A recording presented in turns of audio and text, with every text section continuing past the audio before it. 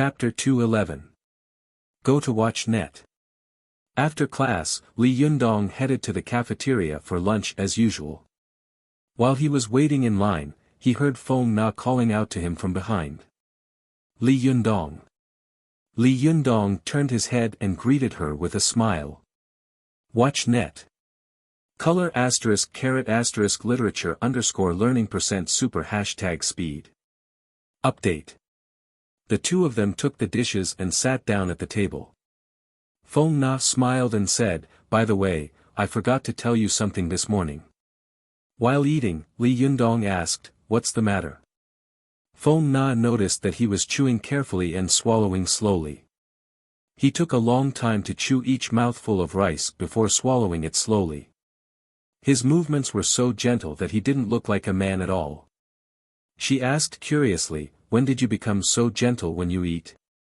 Li Yundong was stunned for a moment. Only then did he realize that he had completely integrated into the role of a cultivator. While eating, he subconsciously remembered what Zi Yuan had said. He smiled and asked Feng Na what Zi Yuan had once said, "Tell me, why do people have to chew slowly? Are you afraid that you won't be able to digest it?" Feng Na said with a smile as she tucked her hair behind her ear. Li Yundong nodded and said with a smile, "That's right, but why can't you digest it? When food enters the stomach, it will be digested sooner or later." Feng Na said, "Chew it more carefully. It's better for the stomach to digest and the duodenum to absorb." Li Yundong raised a finger and said, "You're only right about one thing. Come, let me ask you again, how does the stomach digest food, and how does the intestine digest food?" Feng Na said without hesitation, "You don't know.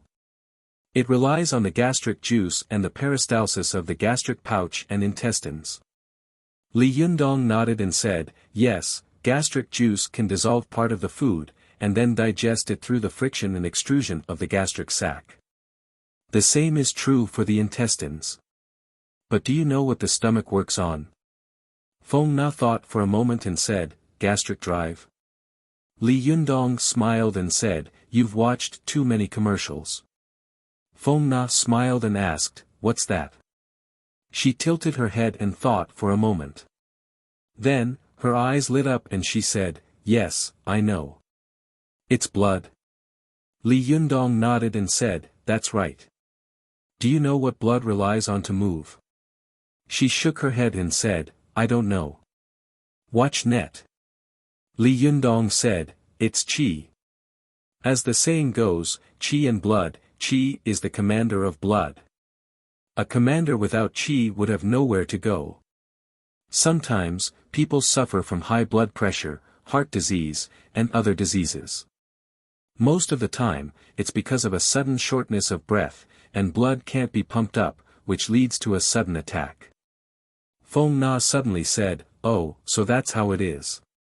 But does this have anything to do with chewing carefully and swallowing slowly?" Li Yundong still didn't answer her question. Instead, he asked, "How long can you take a breath?" As he spoke, he demonstrated the action of taking a breath himself. Feng Na followed suit and inhaled until she could no longer inhale. Then, she exhaled. Li Yundong asked with a smile, "Can you inhale endlessly?" Feng Na smiled and said, "How is that possible? Humans can't breathe endlessly." Li Yundong nodded and said, "That's right. So no matter what a person does, his qi is limited. Your breathing is like this, and so is the qi in your body. When you eat, if the food you chew is coarser, your stomach will have to use more strength to digest it. If your stomach wants to exert strength, it will have to consume more blood and qi. You consume more here, so you use less in other places. And a person's qi is limited. This is called robbing Peter to pay Paul. Many people eat voraciously when they are young, but when they get old, their stomachs have problems. That's the reason." Feng Na widened her eyes and looked at Li Yundong in surprise. She was speechless for a long time. Li Yundong smiled and said, "What's wrong? Why do you look like you've seen a ghost?" Feng Na made an obeisance by cupping her hands and said with admiration, "Well, Jinren, I really admire you today. You are becoming more and more like a Jinren." In the past, when Su Chan taught people a lesson in public, she said that her medical skills were taught by you. At that time, I was doubtful, but now I'm sure. As she spoke, Feng Na stretched out her palm in front of Li Yundong and said with a smile, "Come on, Jinren, let me see a doctor." Li Yundong laughed and said, "Are you going to see a doctor? Why do I see that you want to have your fortune told?" Feng Na giggled, rolled her eyes, and said with a smile, "Then it's good to have my fortune told." Li Yundong pointed at Feng Na and said with a smile, "Which mountain are you going to worship? You're not sincere at all." But he still pretended to be serious and said, "Do you want to have your career or your marriage read?" Feng Na smiled and said, "Both." Li Yundong smiled and said, "Benefactor, you are too greedy. You are like a snake trying to swallow an elephant. This kind of insincerity won't work." Feng Na curled her lips and said, "Humph, I think it's because you, a fake Taoist, and a real fraud, are not strong enough." This sentence really hit Li Yundong's weak spot. He really didn't know anything about fortune-telling. Li Yundong coughed dryly and changed the topic. "What did you want to talk to me about just now? Tell me first." Feng Na slapped her forehead and said, "Look, I was so confused by your nonsense that I almost forgot." Li Yundong was chewing slowly when he almost spat out a mouthful of rice. "Hey, benefactor, can you pay attention to your wording when you speak?" When Feng Na saw the students around them lowering their heads and snickering, her cheeks turned red, but she refused to admit defeat and said, "It's your own imagination." Li Yundong coughed dryly and said, "Don't talk nonsense. Tell me, what's the matter?" She giggled and said, "Actually, it's nothing. It's just that there's a welcome party in a few days, and I want you to join us for a rehearsal. Watch net." Li Yundong immediately waved his hand. "No, no. You haven't become the president of the student union yet. Why should I go? Didn't we agree that I would only go if you became the president?" Feng Na smiled slyly. "I will definitely become the president. Don't worry. If you don't come to rehearse, I'm afraid that you will have stage fright when the time comes."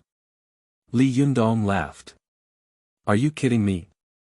I won't have stage fright even if you have stage fright." Feng Na cupped her hands and begged, "Just do me a favor, please. Although most of the performances in the welcome party are for the freshmen, the older students will also have performances. If our performance is too lousy, we will be laughed at." Li Yundong was most afraid of being begged by beautiful girls like this, especially girls who were close to him. He rubbed his forehead and said helplessly, "Hey, tell me what I want to do first." Feng Na giggled. "We want to rehearse a short play." Li Yundong said curiously, "Oh. That's new. What do you rehearse?" Feng Na smiled proudly. "The Legend of the Sword and Fairy that I personally choreographed." Li Yundong gasped. "Wow. How many hours do you want the audience to watch? That's a bit long. How many generations? Don't tell me it's going to be a lousy work like the second and third generations." Feng Na laughed. "Of course it's one generation. Only one generation is the most classic. And it's just one scene." Li Yundong laughed. "That's more like it." "What scene?" Feng Na laughed. "The scene where the sword sage takes Zhao Linger away." "Then who should I play?" Li Yundong asked curiously. As soon as he finished speaking, he became alert. "Don't tell me I'm going to play Li Xiaoyao." Feng Na giggled. "This is your family. Isn't it better for you to play Li Xiaoyao?" Li Yundong shook his head like a rattle drum. No, Li Xiaoyao is such a good-for-nothing. His wife was kidnapped, and his lover was killed as well. In the end, he ended up alone and miserable. He's too useless, too miserable. I'm not going to play him. It's inauspicious. Li Yundong shook his head like a rattle drum. Feng Na snorted. You can't play it even if you want to. This role has long been played by someone else. Li Yundong was relieved. That's good. Who should I play? Feng Na snapped her fingers and said, who else could it be? With your skills and spirit, of course it's the Sword Sage. Li Yundong didn't know whether to laugh or cry. He pointed a finger at his nose. Me, the Sword Sage. Does that count as a cameo? Feng Na laughed. If it's not a cameo, then what is it? Li Yundong didn't know whether to laugh or cry. You can find anyone to play the role. Feng Na shook her head and said, no, in the whole school, I can see that you are the only one who has the transcendent, aloof, and cold temperament of the Sword Sage. This kind of temperament can't be acted out. Even the other professionals in the film and performance department don't have this kind of temperament. So, this role must be played by you. Li Yundong touched his cheek and pretended to stroke his beard. He coughed dryly and said, am I so outstanding? Feng Na kept a straight face and said seriously, you don't have to doubt that I was just flattering you. After that, she burst out laughing. Li Yundong didn't get angry when he heard this. Instead, he laughed out loud. While he was laughing, he suddenly heard a voice behind him. Li Yundong. Li Yundong turned his head and saw Feng Ji, who he had met once before, standing in front of him, looking at him with bright eyes. He stood in a straight line with his knees slightly bent, like a cheetah that would pounce and eat people at any time. Li Yundong frowned secretly and asked, what can I do for you? Feng Ji cupped his hands to Li Yundong and said, I heard that your kung fu is good, so I want to compete with you. Li Yundong smiled and said, that's a misconception. I haven't learned kung fu. After that, he turned around and didn't want to talk to the boy. What he said was true. Li Yundong really hadn't learned kung fu from anyone for a day. What he had learned was the way of cultivation. He had used the method of external alchemy to strengthen his body, and then entered the Tao with the method of Naiden. It had nothing to do with kung fu at all. However, Feng Ji didn't believe his words at all. Seeing that Li Yundong had turned around and ignored him, he suddenly became furious, thinking that Li Yundong was looking down on him. He glanced around and saw that most of the students around him were focused on him, especially the freshmen who regarded him as a celestial being. Feng Ji sneered and shouted in a low voice, then I'll have to offend you. After that, he jumped up and grabbed Li Yundong's shoulder with his fingers like hooks, /om/. Chapter 212. Can King. Calm. As soon as Feng Ji made his move, Feng Na, who was sitting opposite him, stood up in shock. She saw that Feng Ji's fingers were strong and powerful, grabbing Li Yundong's shoulder like hard iron hooks. She screamed, watch out. Even Feng Na could react, so how could Li Yundong not? He turned sideways, and Feng Ji's fingers grabbed the fan of 7 treasures on his back. Can King. Calm. 7 KOM. Color ** literature _learning %super #speed. Feng Ji only felt that his tentacles were hard, and there was a faint sound of hitting steel. He was surprised and wondering what on earth Li Yundong was carrying on his back when he suddenly saw a burst of light coming from the cloth bag Li Yundong was carrying on his back. Li Yundong's heart suddenly skipped a beat, and he cursed inwardly, the fan of 7 treasures has come out to protect its master. In an instant, the cloth behind Li Yundong tore apart with a tearing sound, and the fan of 7 treasures, which was nearly as tall as a man, instantly cut the cloth, wrapping it into countless pieces. It suddenly jumped out of the restraint, and the fan's leaves opened with a swoosh, like a peacock spreading its tail. The fan's leaves rubbed against each other, making the clanging sound of iron. The students in the cafeteria suddenly felt a strong murderous aura coming at them, making them almost unable to breathe. It was as if they had suddenly been placed in an ancient battlefield, surrounded by strong winds. The wind was mixed with the terrible sound of iron rubbing against each other, as if countless soldiers were continuously pulling out their swords and sabers from their waists. After the fan of 7 treasures opened in an instant, its fan's leaves automatically flew at a high speed. Golden Sanskrit characters suddenly burned and jumped up, surrounding the fan of 7 treasures, looking dazzling and solemn. The students around were already dumbfounded, and even Feng Ji was so shocked that he couldn't wrap his head around it. What is this? After the fan of 7 treasures rotated at a high speed, it didn't stop at all and slashed toward Feng Ji. Li Yundong was shocked. He knew that if the fan of 7 treasures hit Feng Ji, he would immediately become a mass of flesh and blood. Being hit by the edge of the fan of 7 treasures rotating at high speed was no different from being hit by an electric saw. In the blink of an eye, Li Yundong moved like lightning and accurately pinched the tail of the fan of 7 treasures. He lowered his waist and exerted his strength fiercely, trying to stop the fan from slashing forward. Seeing that the edge of the fan was about to hit Feng Ji, he let out a loud shout, turned his waist, and spun his feet. He suddenly changed the force of the straight slash into a diagonal slash. The psychic fan of 7 treasures brushed past Feng Ji's cheek and shoulder and slashed over. Watch net. Feng Ji only felt a gust of wind whistling past his ears as if countless swords and sabers were slashing down from beside him. He was so frightened that he didn't dare to make any movements, fearing that he would be chopped into pieces if he moved even a little. After Li Yundong changed the direction of the fan of 7 treasures, he spun his feet again and twisted his waist fiercely. Taking advantage of the falling force of the fan of 7 treasures, he forcefully swung the fan backward. Then, with the movement of swinging the fan, he forcibly closed all the fan leaves with a swoosh.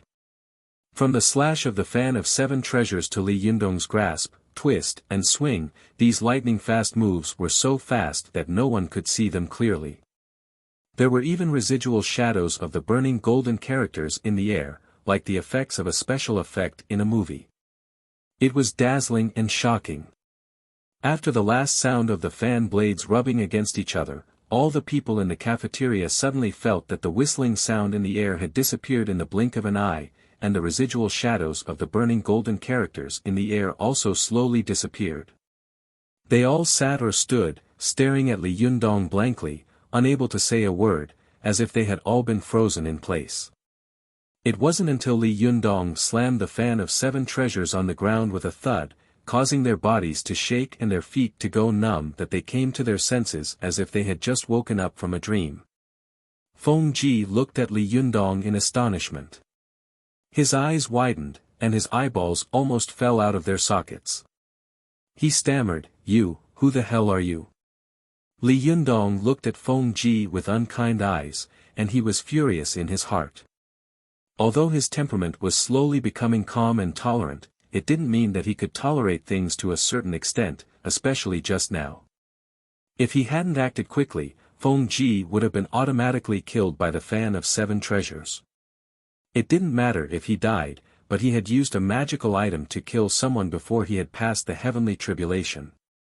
Wouldn't a bolt of lightning strike him immediately?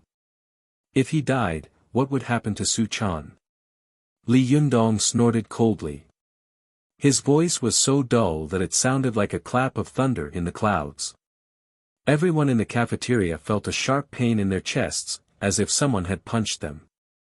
As a freshman, I think it's better for you to behave yourself. Don't overestimate yourself. After that, he didn't even have the mood to eat. He carried the fan of 7 treasures and strode out. Watch net. 7:0/ For a moment, the cafeteria was frighteningly quiet. Although it was full of people, there was not even a cough. Everyone's eyes were fixed on Li Yundong. It was not until he left that the cafeteria became lively again. The students were in an uproar. F***ck, what happened just now? Too awesome, too shocking, it's like watching a computer CG, too strong. So he's been carrying a huge black iron fan on his back all this time. F***ck, Dawn also used this in Fortress Besieged in October. However, the iron fan he used was simply tragic compared to the one Li Yundong was using. It's so lame. F***ck, the ground was smashed by this iron fan. How heavy is this fan? I guess it's at least dozens or hundreds of kilograms, right? It looks like it's made of pure steel. Strong, it's too strong. The students were talking excitedly, but suddenly, there was an ear-piercing crack on the table next to Feng Ji, who was in a daze. Then, with a bang, the stone table made of marble suddenly broke into two pieces and collapsed. The cafeteria was quiet again in an instant, and then in a few seconds, it was boiling again. The roof of the cafeteria was almost blown off. F***ck, that's too much. What's going on? F***ck, it seems that the blades of the iron fan were cut off when it was spinning like a wheel. F***ck, this is even more exaggerated than in the movies. The seniors were discussing excitedly, and the freshmen were all dumbfounded, unable to believe their eyes. Some of them finally understood why the seniors in this school worshiped Li Yundong like a god and regarded him as a unique legendary figure in the school. It turns out that he's really a legendary figure. F***ck, that was too exaggerated, wasn't it? F***ck, I said bad things about him. I offended him. I won't be finished after 4 years in college, will I? Should I transfer to another school? As the freshmen were talking, the seniors took the opportunity to give them advice. You are young and ignorant. Junrenli won't argue with you. Junrenli? Yes, don't you know that Li Yundong has a sect in this school? What? Li Yundong has a sect here? What sect? I want to join. The Divine Fist sect. Benefactor, do you want to join? It's very simple. As long as you fill in this form and pay the entrance fee of 200 yuan, you can become an apprentice of Junrenli. At that time, we will all be brothers. Your parents will be my parents, your brothers will be my brothers, and your wife will be my wife. F***ck off, monk.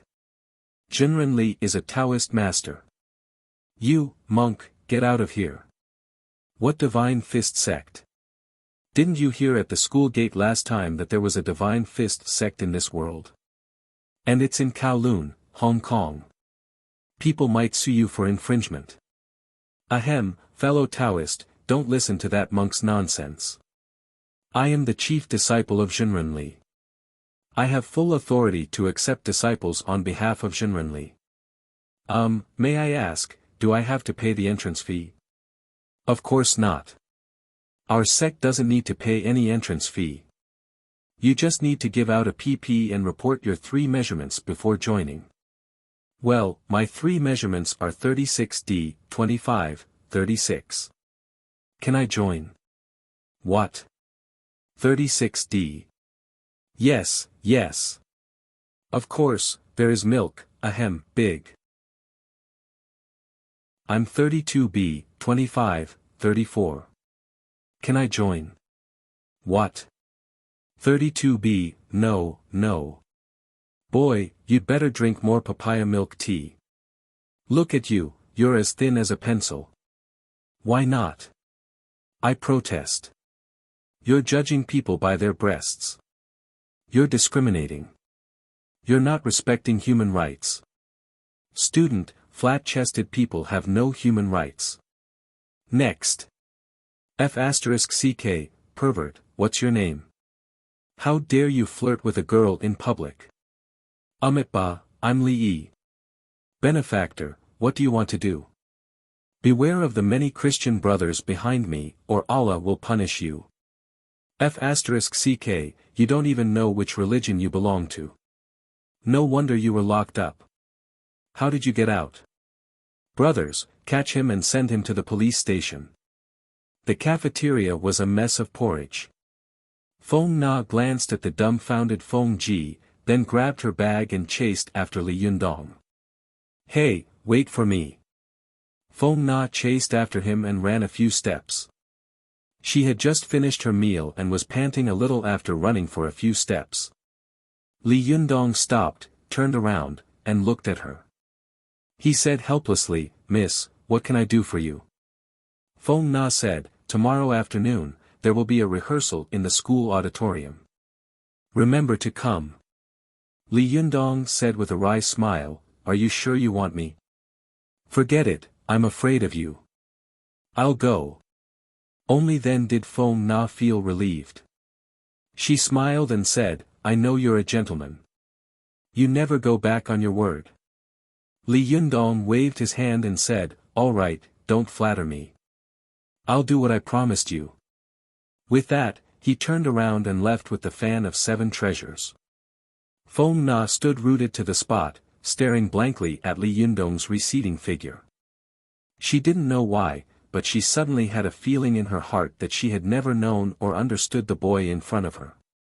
Ever since she first saw him in the Taekwondo club, he had been slowly drifting away from her, away from the familiar world around her. Feng Na thought of the shocking scene that had happened in the canteen and couldn't help but sigh/om/.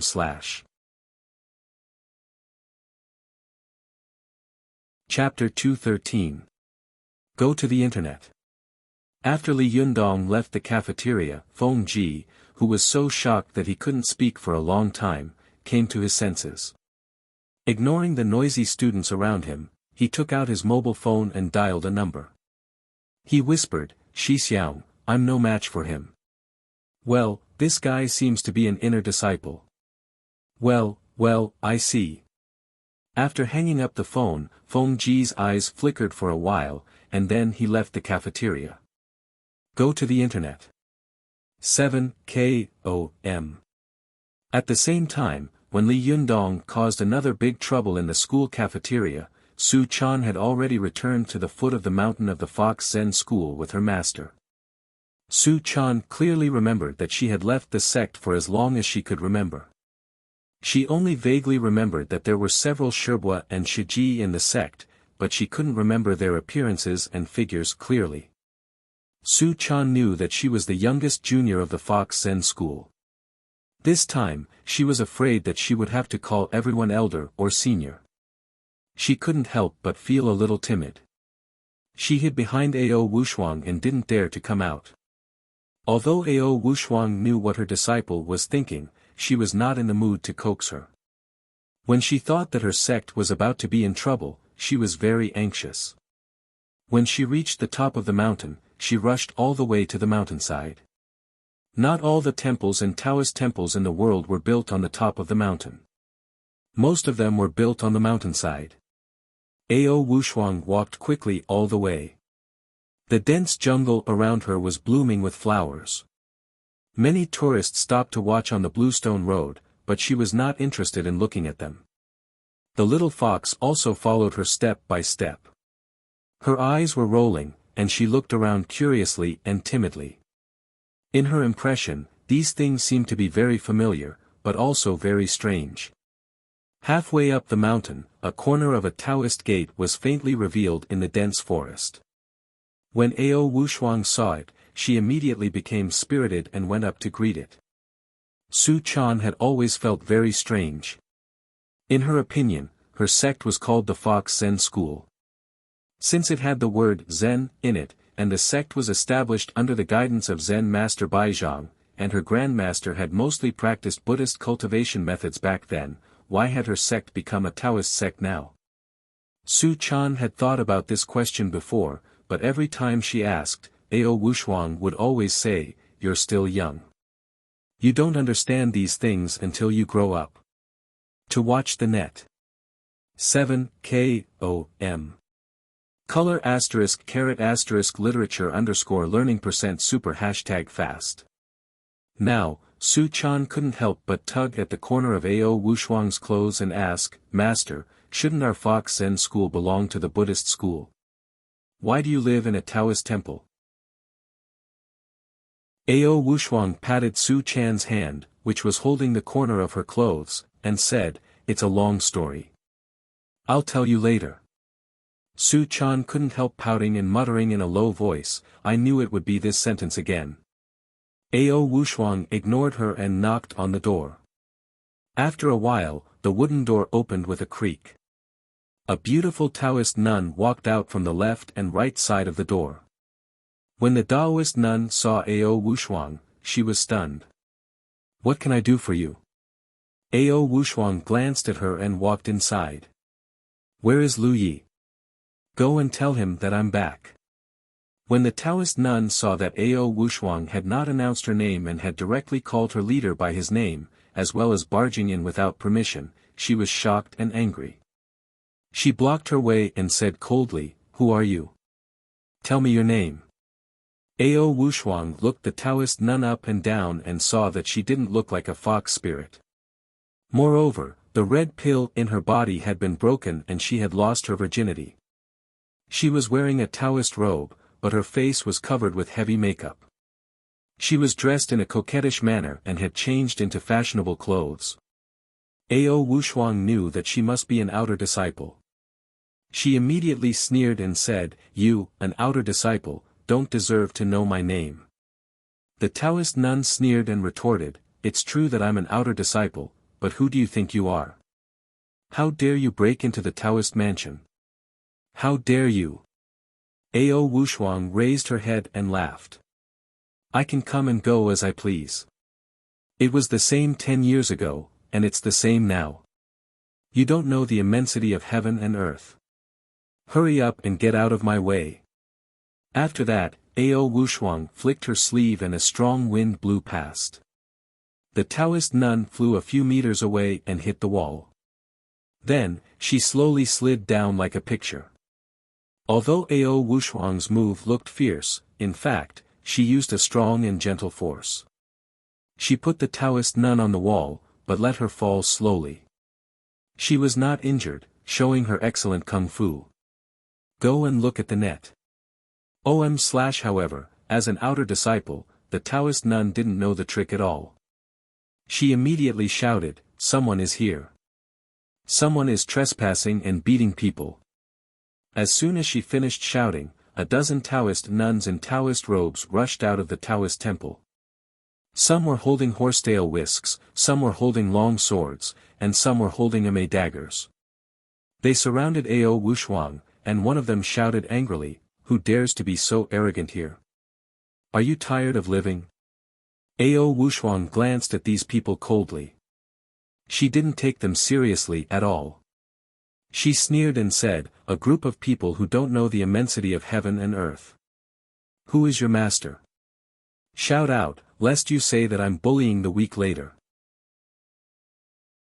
When the Taoist nun who had been released by Ao Wushuang saw that many of her companions had come, she felt confident and said arrogantly, I think you are the one who doesn't know the immensity of heaven and earth. Do you know what kind of place this is? Tell me your name, lest you say that we are bullying the weak later. Ao Wushuang raised her head and laughed arrogantly. Do you think you can win by bullying the weak with more people? Do you think you are in a club? It's ridiculous. Channer, go up and teach them a lesson. Otherwise, when someone comes later, they will say that I'm bullying the weak. Su Chan had always been a bold and heartless person. At this time, with the support of her master, she immediately giggled and replied crisply, Yes, master. As soon as she finished speaking, her figure instantly turned into a wisp of green smoke and rushed toward the Taoist nuns. The Taoist nuns only felt their vision blur, and then their hands went numb. The weapons in their hands fell unconsciously, but they didn't fall to the ground. In the blink of an eye, they were taken away by Su Chan. By the time they reacted, Su Chan had already returned to Ao Wushuang's side. She was holding a lot of horsetail whisks, long swords, ame thorns, and other instruments in her hands, looking at them with a smile. The Taoist nuns were shocked and angry. They stood where they were and were disarmed before they could resist. They shouted angrily, Damn it, what's going on?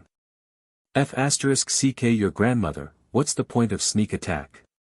Hey, give me back my weapons. You little bitch, if you have the ability, come here openly. They cursed for a while, and Ao Wushuang frowned. She rolled up her sleeves and shouted angrily, "A group of bastards, what did your master teach you? Today, I may have to teach you a good lesson on behalf of your master." When the Taoist nuns who had been released by Ao Wushuang saw that Ao Wushuang and her disciples were powerful, they immediately sat on the ground and began to scold like a shrew. "Come on, someone is bullying us. They are going to kill us. They are going to kill us." Ao Wushuang was so angry that smoke was coming out of her 7 orifices. She thought to herself, "I haven't been back to the sect for 10 years. Why has it become a place to hide evil? What's wrong with the leader?" Su Chan also widened her eyes and thought to herself, "Is this how my fellow disciples are? It can't be, right? This is clearly a group of shrews."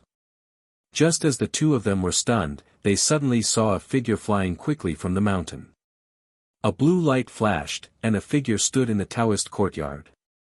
This person was about 178 meters tall, with a bun on his head. He was dressed in a Taoist robe and carried a sword on his back.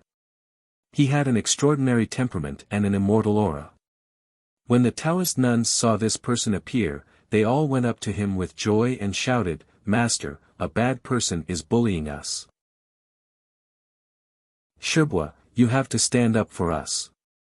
When the Taoist saw so many women rushing towards him, he immediately showed a distressed and happy expression. "Oh, my little girls, what's going on?" The Taoist nuns pointed their fingers at Ao Wushuang and said, "It's her. She's bullying us." Then they pointed at Su Chan and said, "And her. She stole our weapons." The Taoist looked in the direction of the finger and was shocked. "Ao Wushuang. Why are you back?" His gaze fell on Su Chan, and there was a burst of strange and greedy light in his eyes. He said in surprise, "Is this Su Chan?" Su Chan felt uncomfortable being stared at by the Taoist priest and subconsciously shrank behind Ao Wushuang. The Taoist priest showed a kind expression and said to Su Chan, "The last time I saw you, you were still a little girl. I didn't expect you to become so big now." Su Chan asked Ao Wushuang in a low voice, "Master, who is he?" Ao Wushuang sneered and said, "You have to remember that this is the most useless second Shibwa of our Fox Zen school, Gu Feng." Gu Feng smiled bitterly and said, "Little Shimmy, I haven't seen you for 10 years, but you haven't changed at all. Your mouth is still so unforgiving." Ao Wushuang snorted coldly and said, "You haven't changed at all, have you? You're still so greedy and lecherous." A trace of anger flashed through Gu Feng's eyes, but he was still smiling. "Why do you say that?" Ao Wushuang glanced at the stunned Taoist nuns and said, "What's wrong with these people? How did you discipline your disciple?" As soon as she finished speaking, she heard a cold snort. "My disciple is also here. Why, little Shimmy, do you want to teach me a lesson too?" Ao Wushuang looked around and saw a beautiful young woman in a Taoist robe with a sawtooth iron wheel on her back. She immediately frowned and said to Su Chan, "This is your 7th Shibwa, Yi Yu." After that, she said coldly to Yi Yu, "7th Shibwa, how have you been?" Although Yi Yu was actually quite old, she looked no different from a 17 or 18-year-old girl. She had a fiery temper and was extremely protective. She snorted coldly and said angrily, "Ao Wushuang, don't be hypocritical. You haven't come back for 10 years and caused such a big trouble outside. It's fine if you harm our sect, but as soon as you come back, you bully my disciple. What do you mean? Do you still have me in your eyes?" After that, Yi Yu looked at Su Chan and sneered. "You did it just now, didn't you? Very good, very good. Come here and let me see how much of your master's skills you have learned." Su Chan was shocked and quickly shrank behind Ao Wushuang.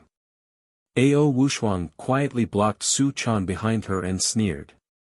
"Shiji, what's the point of bullying a junior?" Yi Yu sneered and said, "Didn't you just bully my disciple? Get out of the way, or I'll beat you up too. You were no match for me 10 years ago." Do you think I'm afraid of you now? Ao Wushuang sneered. The 3-foot-long Bahuang sword hidden behind her jumped out with a clang and automatically surrounded Ao Wushuang as if to protect its master. It let out a sword cry like a dragon's roar.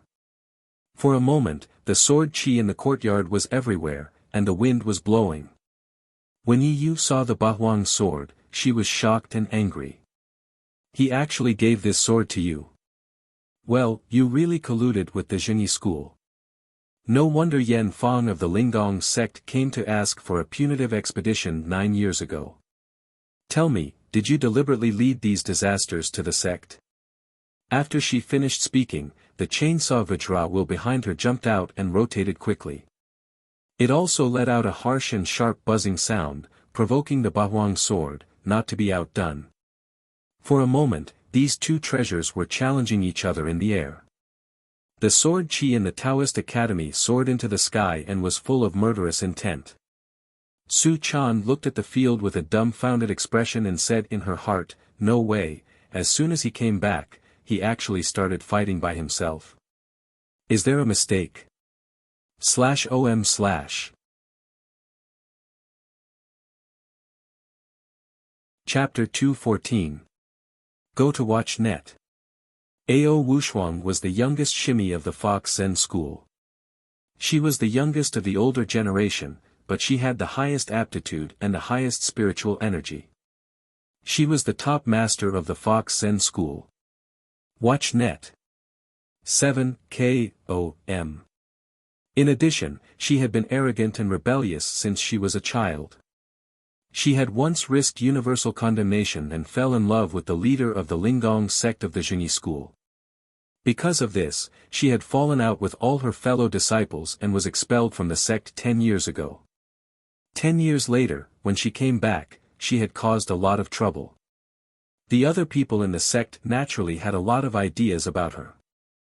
As the second most powerful master of the Fox Zen school, Yi Yu was even more upset. When Ao Wushuang was not there, she was the #1 master, and everyone had to look up to her. But when Ao Wushuang came back, she was going to be the second. Who could stand it? Ao Wushuang had always been indifferent to everyone in the sect. She was as cold as ice, even to her Shiji. Yi Yu felt that Ao Wushuang was arrogant because of her talent. She looked down on her Shiji just because her spiritual power was higher than hers. Therefore, she had always been holding back her anger in her heart and wanted to surpass Ao Wushuang. Now that there was such a good opportunity, how could Yi Yu let it go? She was furious and immediately threw the danger of the enemy to the back of her mind. She would solve her personal grievances first. Seeing that a fight was about to break out, Su Chan subconsciously shouted, "Don't fight." As soon as she said that, everyone's eyes immediately turned to her. Yi Yu sneered and said, "Who do you think you are? Is it your turn to speak here?" Yi Yu was very protective, but Ao Wushuang was even more protective than her. Ao Wushuang sneered and said, "She is my disciple. Why can't she speak?" Yi Yu was furious. She pointed her finger, and the chainsaw Vajra suddenly buzzed loudly. The surrounding air was trembling, and the sand and stones on the ground were flying. The momentum was terrifying. Ao Wushuang snorted coldly, and the Bahuang sword around her suddenly flew into the air with a swoosh. It looked down at the chainsaw Vajra from above. The sword edge trembled, and in an instant, it split from one sword into two, two into four, and four into 8. In a short time, it turned into a steel lotus throne made entirely of sword edges. The lotus leaves were turning one by one, like countless saw teeth, which was very frightening.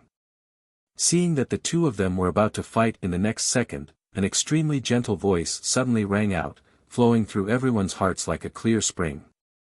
"Sai, we're all from the same sect, why do we have to fight each other?" Everyone looked in the direction of the voice and saw a woman in a white Taoist robe with a transparent gauze draped over her shoulders slowly descending from the sky. This woman was extremely beautiful. Her black hair was slanted, and there was a golden hairpin in her black hair. Although she was also a member of the Fox Zen school, she was beautiful and dignified, like a bodhisattva standing on the ground. Her face was solemn and dignified, which made people respect her. Go to see. As soon as Yi Yu saw the woman, she immediately stopped and nodded to her. Eldest Shiji. Su Chan stared at the woman and couldn't help asking Ao Wushuang in a low voice, Master, is this eldest Shiji? Ao Wushuang nodded. Yes, this is your eldest Shiji, Mo Ashi. Su Chan exclaimed, eldest Shiji looks like a bodhisattva. There was a rare hint of admiration in Ao Wushuang's eyes. She said, eldest Shiji also cultivates Vajra Buddhism, so she looks solemn and has the bearing of a bodhisattva. Although Mo Ashi's appearance was no different from that of a young woman in her 20s, her bearing made people feel that she was like an immovable bodhisattva in the world. As soon as she appeared, everyone present bowed to her in unison. After a while, several beautiful women in various costumes flew over. Ao Wushuang said in a low voice, this is your third Shibwa Zhuang Yiting, fourth Shibwa Zhang Sun Hong, fifth Shibwa Lu Yuehong, and sixth Shibwa Chao Yi. Su Chan looked at them one by one, and finally, her eyes fell on Mo Ashi. Mo Ashi looked at Su Chan with a kind smile on her face, and then said to Ao Wushuang, little Shiji, you're back. If there was anyone in the Fox Zen school who could make Ao Wushuang feel some respect, it would be eldest Shiji Mo Ashi, except for Lu Yi, the head of the school. She raised one hand and nodded slightly, which could be regarded as a greeting. Eldest Shiji, how have you been? Mo Ashi smiled and said, I'm fine. It's good that you're back. As she said this, she turned to look at Yi Yu and said softly, Shiji, when the school is in danger, can't we talk about it later? Aren't you making your friends suffer and your enemies happy? Yi Yu glanced at Ao Wushuang with a sneer. Is she also a relative? Humph. Why are you talking about me and not her? Although she refused to admit defeat, she waved her hand and took back the chakram. After that, she ignored the others and turned to leave. Ao Wushuang didn't wave her hand. In an instant, the countless Bahuang swords turned into one, and then flew behind Ao Wushuang in the blink of an eye, as if they had never appeared. Mo Ashi glanced at Ao Wushuang and said with a smile, I haven't seen you for 10 years. Little Shiji's cultivation has improved again. Ao Wushuang smiled faintly. Not at all. I'm just standing still. But eldest Shiji's cultivation has increased a lot. Mo Ashi sighed softly and said, I'm sorry to make you laugh. After that, she said to the people around her, let's go. Then she nodded to Ao Wushuang and Su Chan and said, come with me. Su Chan followed Ao Wushuang and Mo Ashi into the Taoist temple. When they walked to an antique sandalwood door, Mo Ashi said to the two of them, the leader is waiting for you inside. You can go in by yourself. Go to the net.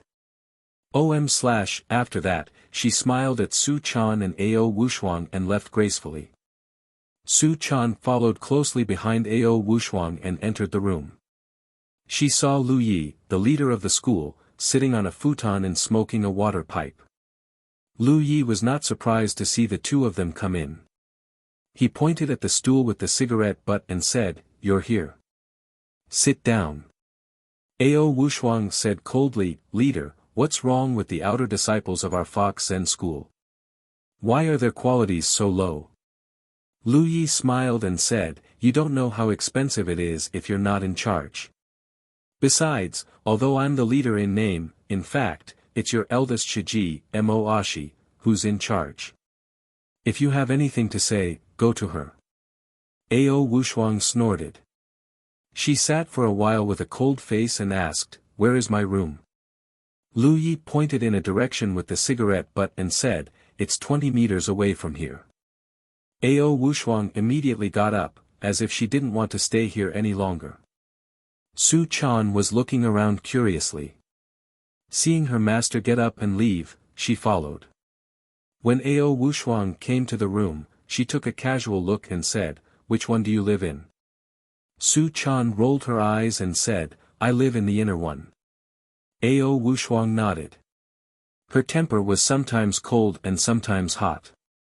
She pulled over a futon and began to meditate and practice qi, regardless of whether Su Chan was idle or not. After staring at Ao Wushuang for a while, Su Chan sat at the square table in boredom and held her chin with her elbow. She muttered to herself, I thought that when I and my master came back to help the sect through the difficulties, we would be welcomed like heroes, but I didn't expect it to be like this. What a disappointment. Su Chan couldn't help but look around the room. She found a simple mahogany bed, a simple square table, a few mahogany stools, and a few rush cushions on the floor. Apart from that, there was nothing else in the room. Su Chan couldn't help complaining in her heart, it's so boring. There's no soap opera to watch, no computer to surf the internet, and no delicious food. If only Yundong were here. Thinking of Yundong, the little girl couldn't help but miss him. For a moment, her mind began to wander, and she couldn't help glancing at her master. She rolled her eyes and said, Master, I'll go to the sect and have a look around. Ao Wushuang snorted coldly. You can go if you're not afraid of being bullied by others. Su Chan giggled and said, I have my master to support me. I'm not afraid. Although Ao Wushuang didn't open her eyes, there was a smile at the corner of her mouth. She scolded with a smile, you're glib. Go ahead. Don't be naughty. Su Chan said coquettishly, Master, I'm not young anymore. After that, she skipped out of the door. After going out, Su Chan ran straight to the room of Lu Yi, the leader of the sect. She ran to the door, but for a moment, she didn't dare to go in. She just poked her head out of the door and looked at Lu Yi, who was smoking a hookah. At first, Lu Yi deliberately pretended not to see Su Chan, but later, when he saw that Su Chan was really pitiful, he couldn't help laughing. Well, little girl, don't hide there. What do you want from me? You must not have come to the temple for nothing. Su Chan giggled, jumped in front of Lu Yi, the leader of the sect, and said coquettishly, Grandmaster, the paper crane I saw you with last time was very fun. Can you give me one to play with? Lu Yi knocked on the hookah and said with a smile, How did you know that the paper crane was mine? Su Chan rolled her eyes and said slyly, I didn't know at first, but now I know. You devil. Lu Yi chuckled and spread out his palm. A paper crane the size of a fist flew toward Su Chan. Su Chan was overjoyed and immediately grabbed it in her hand. She was overjoyed and said, Does it mean that it can go wherever I tell it to go? Lu Yi glanced at Su Chan and said, Yes, it's the same as when you use a magical item. Su Chan held the paper crane as if it was a treasure, as if she was afraid that sect leader Lu Yi would go back again. She turned around and ran out. After running out, she turned around and said with a smile, Sect leader Grandmaster, thank you. You are a good person. Lu Yi chuckled and watched Su Chan's figure disappear at the door, revealing a meaningful smile. Su Chan returned to her room with the paper crane in her hand. When she passed by her master's room, she was careful and did not dare to breathe too much, as if she was afraid of waking up her master. It was not until she returned to her room that she closed the door tightly and let go of the paper crane on the table. As soon as she let go, the paper crane flew out with a whoosh. It twisted its neck and flapped its wings, as if it was uncomfortable being held by Su Chan just now. Su Chan found a pen and moved closer to the paper crane with a smile. She whispered, Little sweetheart, don't move. I'll write a few words on your body. Help me pass a message to Yundong. Seeing that Su Chan was about to write on its body with a pen, the paper crane immediately spread its wings and was about to escape. Su Chan was quick and grabbed it. You want to run? No way. The paper crane was caught by Su Chan. Seeing that the tip of the pen was getting closer and closer, it couldn't help struggling. Su Chan saw that it was struggling so hard that she couldn't write, so she couldn't help saying, Don't move. Just write a few strokes. After that, she suddenly had an idea and said, "Ah, I know. You can't write on your body, right?" The paper crane seemed to understand her words and actually nodded its head. Su-chan giggled. "Why didn't you say so earlier?" She thought for a moment, found a piece of paper, wrote a sentence on it, and then put it in the body of the paper crane. She tapped the head of the paper crane with her finger and said, "Hey, you don't want me to write on your body, so I put a note on it. If you lose it for me, hum." After that, Su-chan made a very fierce gesture of tearing the paper. The paper crane was so scared that it shrank its head. Su-chan said, "Alas, my phone was also confiscated by my master. Otherwise, I wouldn't have looked for an unreliable guy like you. Forget it, now fly to Yundong's side for me. Remember, don't lose the note." After she finished speaking, Jiha looked around with a blank look on her face. Su-chan couldn't help but say angrily, "Hey, why are you in a daze? Hurry up." The paper crane raised its head to look at Su-chan and shook its head vigorously. Su-chan said angrily, "Why don't you want to go?" Then, she grabbed it with both hands, wanting to ravage it. The paper crane was so scared that it struggled hard again. Su-chan saw that it was struggling so hard that the note fell off. She couldn't help but say angrily, "Hey, do you have to be so scared?" As soon as she finished speaking, she suddenly thought, "Oh, right, I haven't told it where to go yet." Su-chan patted her forehead. "I'm so stupid." After that, she leaned over to the paper crane and told it the address. Then, she affectionately patted its head and said, "Now you know where it is. Hurry up." The paper crane was afraid of being tossed around by Su-chan, so it quickly spread its wings and flew away. With a whoosh, it disappeared out of the window. Su-chan looked in the direction where the paper crane had gone and couldn't help but feel a sense of longing. I wonder how Yundong will react when he sees my note. Will he miss me? What will he write back to me? Just as the little girl was thinking about the sweetness, she couldn't help but reveal a knowing smile on her face. However, when she gradually retracted her infatuated gaze, she swept her gaze across the table and suddenly saw a note with words written on it lying alone on the table. Su-chan's eyes suddenly went blank. She wanted to shout, but she was afraid that her master would hear her, so she couldn't help but gnash her teeth and whisper to the window, "Hey, idiot, you didn't bring the note. Come back, /om/."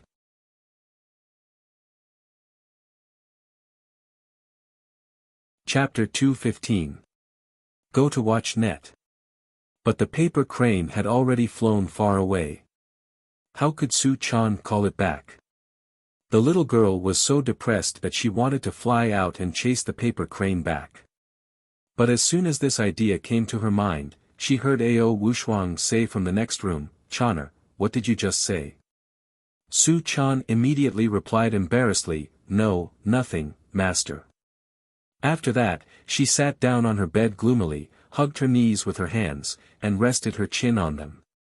She couldn't help complaining to herself, Su-chan, you are so stupid.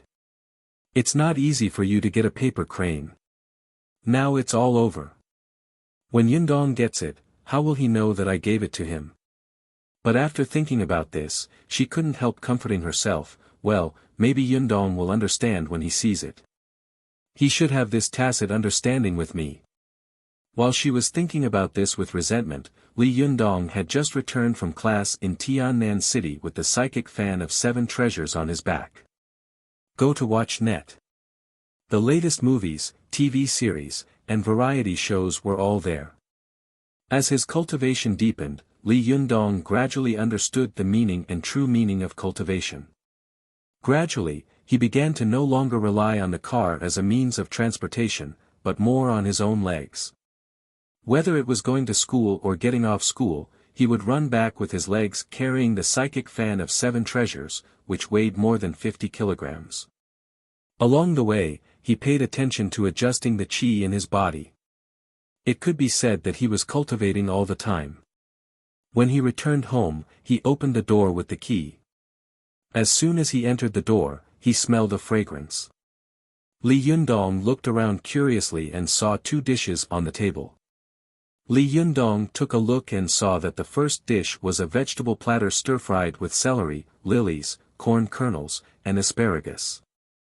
There was no oil in it, and a thin layer of starch juice was poured over it, making it look crystal clear. In addition, these dishes were arranged in a beautiful fan shape. The colors of each dish were clearly layered, making it look beautiful and delicious.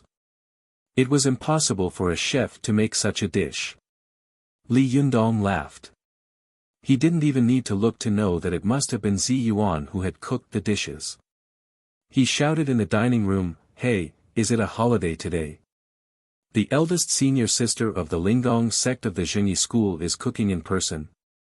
After a while, Zi Yuan came out of the kitchen wearing an apron, holding a soup bowl in her hand. Li Yundong glanced at it and saw that it was a bowl of white fish soup. From a few meters away, Li Yundong could smell the strong aroma of fish, which made him want to eat it. Li Yundong chuckled and said, "So rich? What happened? Why is it so grand?" Zi Yuan smiled slightly and said, "You have just begun to practice your magical powers, so you shouldn't focus your attention on trivial matters. Moreover, the divine tribulation will come at any time. You should concentrate all your time on cultivation. Watch net. So, I'll help you with these trivial matters."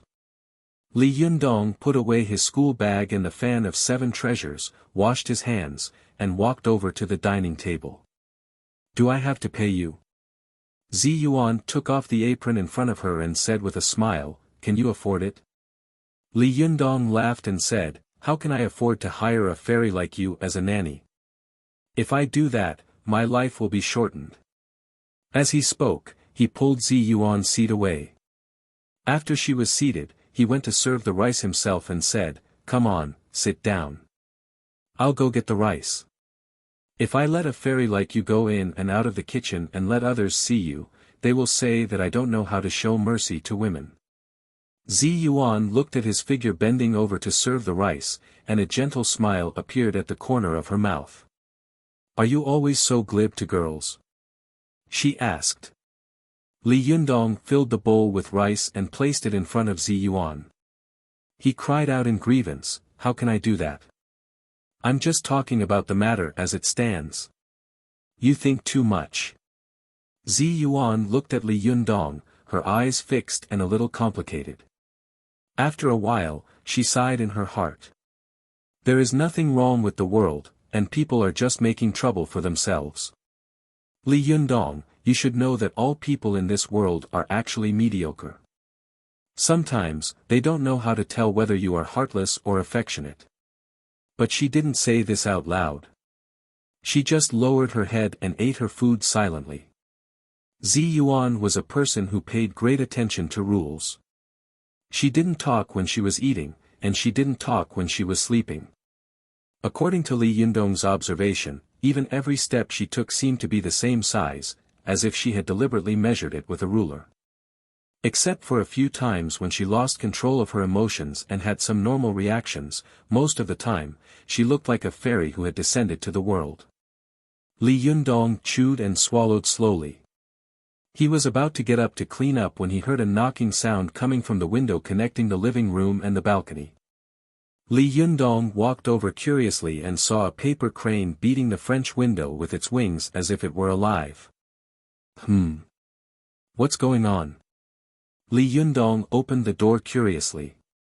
As soon as the door opened, the paper crane flew into his palm. The paper crane shook its body as if it was trying to shake something out, but after shaking for a while, there was no movement. It turned its head to look at its body, and suddenly, its whole body trembled. Then, its whole body began to tremble. Li Yundong looked at the paper crane, which seemed to be psychic, and suddenly found it interesting. He asked curiously, "Where did you come from?" The paper crane raised its head and looked at him. It was in a daze for a while, then pointed out the window with its wings. Go to see. Li Yundong asked curiously, someone sent you here?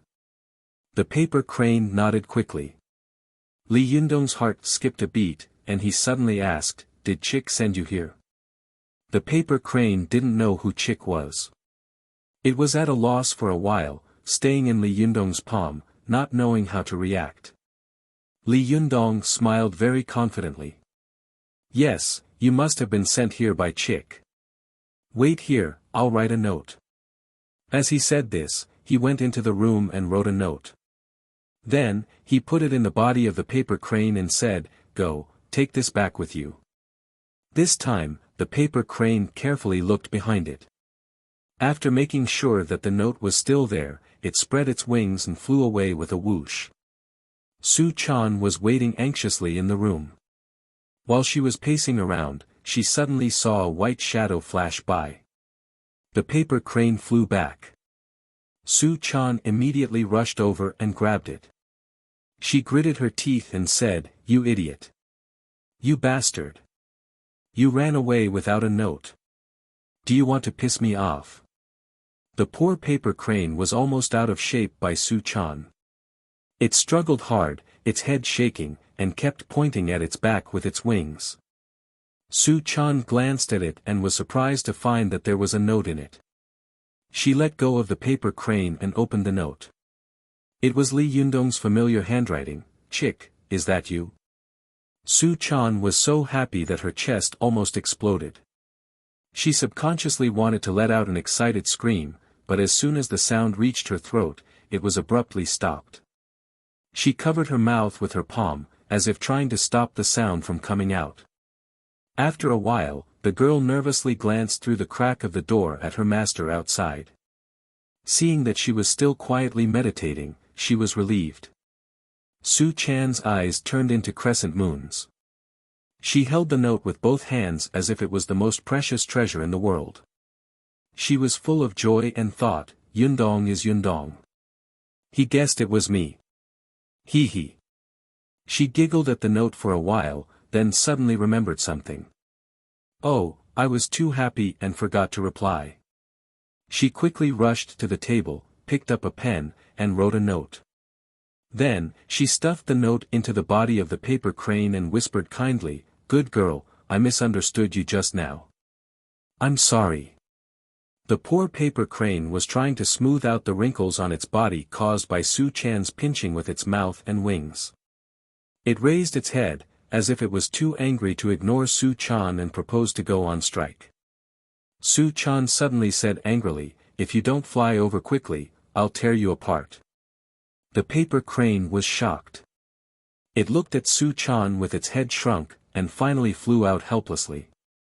The speed of the paper crane was extremely fast. Li Yundong only felt that he had waited for about half an hour before the paper crane flew back. Li Yundong was overjoyed. He held the paper crane, took out the note and glanced at it.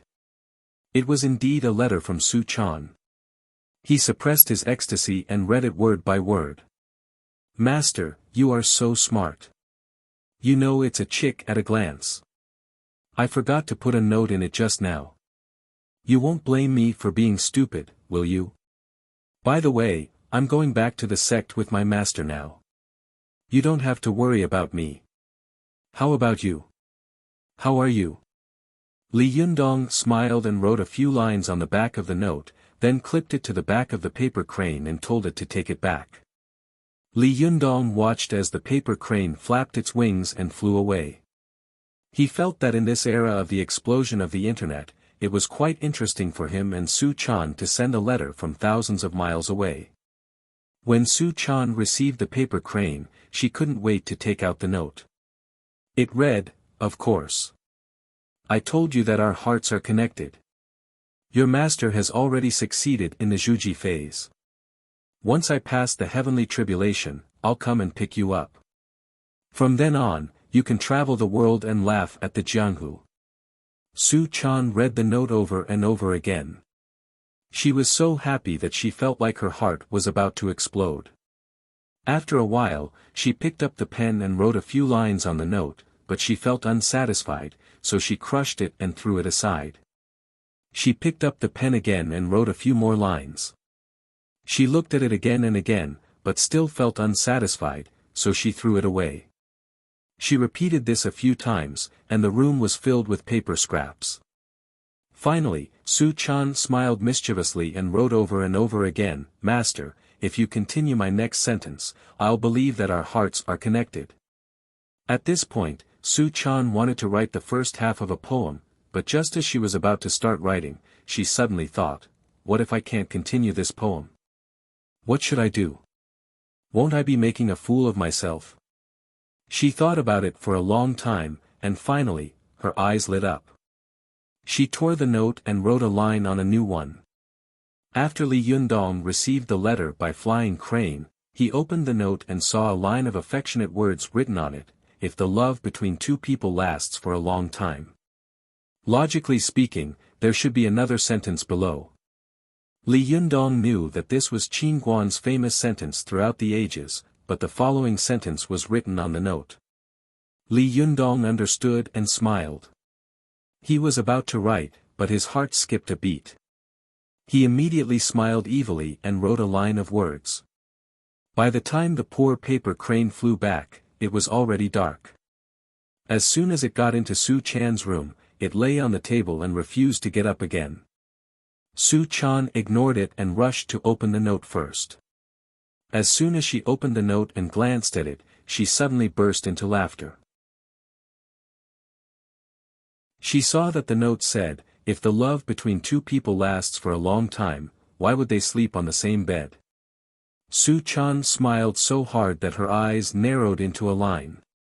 She whispered, "Master, master, you're still thinking of playing tricks on me from so far away." Looking at the note, the little lass giggled for a moment, and then fell into a daze with a sweet expression on her face. Her soft little heart had long been filled with something called happiness and sweetness.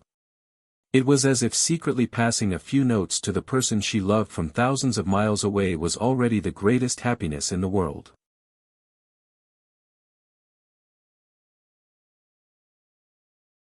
Chapter 216. Go to the Internet. The little girl held the note and looked at it again and again. She knew that even Ao Wushuang next door couldn't listen to her giggling. She let out a dry cough, and only then did the little girl wake up. She stole a glance at the next door with a guilty conscience. Seeing that Ao Wushuang was still sitting steadily on the futon, she breathed a sigh of relief. Go to the Internet. Please use visit this site. Su Chan walked to the table, picked up the pen, and wanted to reply, but saw that the paper crane was lying on the table, motionless. The little girl pushed it with her finger. With a push, the paper crane tilted and fell to the side. It was like a lifeless paper, no longer having the spirituality it had just now. Su Chan was shocked. She fiddled with the paper crane with her finger again, tilting it from one side to the other. She said nervously, "Hey, why are you pretending to be dead?" But no matter how hard she fiddled with it, the paper crane did not respond at all. Su Chan muttered to herself in disappointment, "No way. What's going on?" She was full of doubts when Ao Wushuang, who was outside the room, snorted coldly and said, "The power of the paper crane is limited." "It has no power, idiot." Su Chan was shocked and subconsciously hid the paper crane and the note. But after a while, she realized that her little trick had not been hidden from Ao Wushuang at all. The little girl stuck out her bright red tongue. She gently opened the door, stuck her head out, and said weakly, "Master, you know everything." Ao Wushuang didn't even raise her eyelids. She snorted coldly and said, "How can you hide it from me?" Su Chan had been taught a lot by Ao Wushuang, so she was obviously thick-skinned. She giggled shamelessly and said, "Master, why didn't you stop me?" Ao Wushuang snorted and said, "Is it useful? You are in Chao's camp, but your heart is in another's." Su Chan ran out of the room, pulled Ao Wushuang's arm, and said coquettishly, "Master, let me go back." Ao Wushuang opened her eyes and shouted coldly, "No, the heavenly tribulation is coming soon. Are you going to die?" Su Chan pouted. "When will the heavenly tribulation come? I've been anxiously waiting for you every day." Ao Wushuang said coldly, "Soon, it won't take long. Don't worry." Su Chan rolled her eyes and smiled again. "Master, you will help him, won't you?" Ao Wushuang snorted. Her face was cold and she did not say anything. To watch the net. 7 KOM. Su Chan shook Ao Wushuang's arm with all her might and said in a sweet voice, "Ma's father, Ma's father." At first, Ao Wushuang could still keep a straight face, but after a while, she couldn't help it anymore. The corners of her mouth curled up, revealing a smile that was both angry and funny. She pretended to be angry and glared at Su Chan. "It said that girls are extroverted. I think it's not wrong at all. I've raised you for more than 10 years, but I've never seen you treat me like this. You've been out for more than 10 days, and you're already dead set on a man. You're actually thinking about everything for him." Su Chan giggled and said, "Master, do you agree?" Ao Wushuang was both angry and amused at the same time. "Do you know how difficult and dangerous it is to help others cross the heavenly tribulation? You don't want me when you have a man. You are the most heartless person in the world." Su Chan buried her head in Ao Wushuang's arms. She raised her head and said to Ao Wushuang with a smile, "Master, you are the best to me. You won't leave me in the lurch, will you?" Ao Wushuang poked Su Chan's forehead with her finger and said, You're so angry. I really don't know what kind of good fortune he had in his previous life to find such a good Taoist companion like you." Su Chan shook her head and retorted, "No, it's my good fortune from my previous life that I found such a good Taoist companion for me." After that, she jumped out of Ao Wushuang's arms and knelt on the futon. She put her palms together and said with a smile, "Buddha said that if you break a wooden fish in your previous life, you can cultivate a fate in your next life. I think I must have smashed 100 wooden fish before I met a good person like Yundong." Ao Wushuang snorted and said, "You'd better not change your mind. Otherwise, humph." Su Chan jumped up and retorted loudly, "No, Yundong will not change his mind. I believe in him." Ao Wushuang looked at Su Chan lovingly and pitifully. She seemed to have thought of something and sighed slightly. She said in a low voice, "I thought the same way back then. Su Chan, don't follow my old path." Su Chan heard Ao Wushuang whisper something, but she couldn't hear it clearly, so she asked, "Master, what did you just say?" Ao Wushuang sighed and shook her head. "Nothing, I will help him, but wait until the heavenly tribulation is coming." When Su Chan heard this, she jumped up with joy and didn't have time to ask what Ao Wushuang had just said. In her opinion, as long as her master took action, there would be nothing to worry about. At the same time, in the distant Tiannan city, after the paper crane had flown away, Li Yundong had been sitting on the balcony in a daze, waiting for the paper crane to fly back. However, he waited until late at night, but he still didn't see a message from the paper crane. Go to the internet. 7 KOM. Li Yundong walked into the house from the balcony in disappointment. He sighed to himself and said with a wry smile, "In this era of computers and the internet, I'm still using the most primitive communication method with this girl. It's really weird. I don't know where Chick is." Li Yundong was in a daze at the door of the balcony for a while. It was not until Ziyuan greeted him that he woke up as if he had just woken up from a dream. "I'm going back," Ziyuan said. Li Yundong responded and opened his mouth. He was about to ask, "Don't you often spend the night here?" But when he was about to say it, he felt that it was inappropriate, so he closed his mouth again. Seeing that he didn't say anything, Ziyuan went out and gently closed the door. After she went out, Li Yundong felt that the room was empty and he was alone. He glanced around and saw that everything in the room had been cleaned up by Ziyuan. The table was covered with a tablecloth, which made it look clean and neat. There was a teacup with warm water on the table, and a note under the teacup. Li Yundong walked over and took a look, only to see that it said, "The heavenly tribulation is coming soon. Don't be distracted." Li Yundong's expression turned cold. He put the note back in its original position, pressed it with a bowl, and drank a mouthful of water. As soon as the water entered his stomach, Li Yundong felt a warm feeling flowing in his blood. The top of his head seemed to be a little transparent, and the nidin in his lower abdomen was vaguely much stronger. No way, drinking a cup of water can strengthen the shintong. Li Yundong suddenly felt a little strange, but he didn't know what the reason was for a while. Li Yundong thought for a while, but couldn't come up with an answer. So he sat down cross-legged in the living room alone. He practiced qi until dawn. Then, carrying the fan of the 7 treasures on his back, he walked toward the school. His legs were as fast as the wind, and he didn't care about the sidelong glances of the passers-by. His speed was not much slower than the speed of a bus, and it only took him half an hour to reach the school. As soon as he entered the school gate, he found that all eyes were on him. In the past, 7 or 8 out of 10 people in this school recognized Li Yundong, but there were always 2 or 3 who didn't care about the world. Especially after the freshmen entered the school, only 5 or 6 out of 10 people would recognize Li Yundong. But now, 9 out of 10 people knew Li Yundong.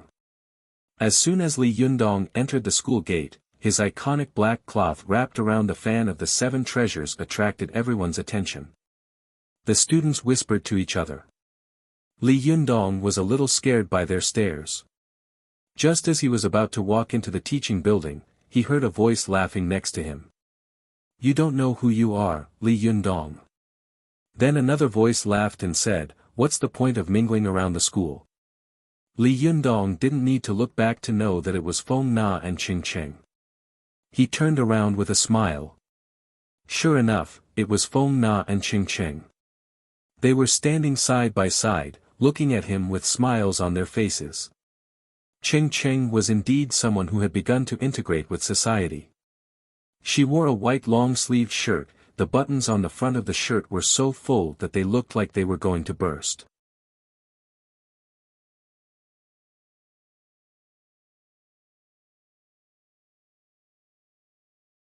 Chapter 217.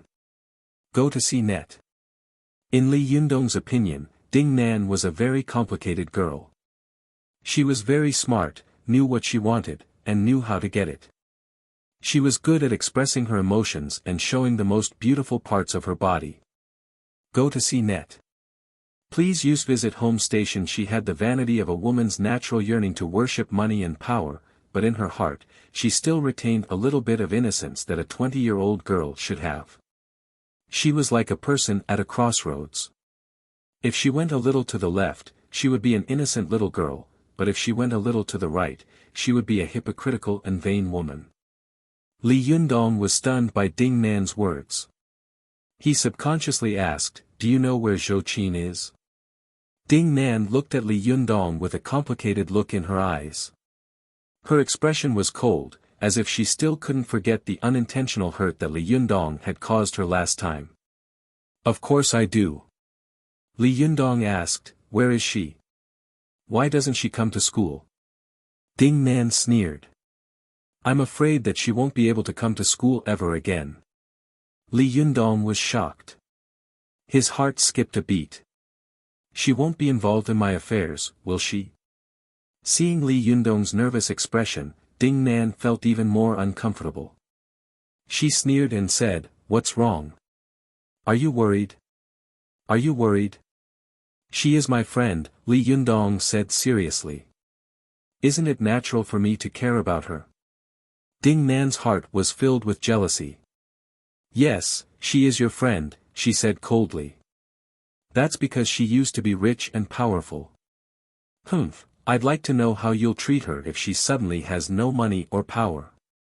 "I, Li Yundong, never look at how much money a person has in their wallet," Li Yundong said in a low voice. You have a powerful family background. Ching Ching couldn't help but chime in, that's right. Li Yundong is not a snob. Feng Na nodded vigorously as well. Ding Nan couldn't help but feel angry. Well, so I'm a snob. She glared at Ching Ching and Feng Na and said coldly, hypocrite. Ching Ching was furious. Just as she was about to let loose a torrent of abuse, Feng Na pulled her back and shook her head.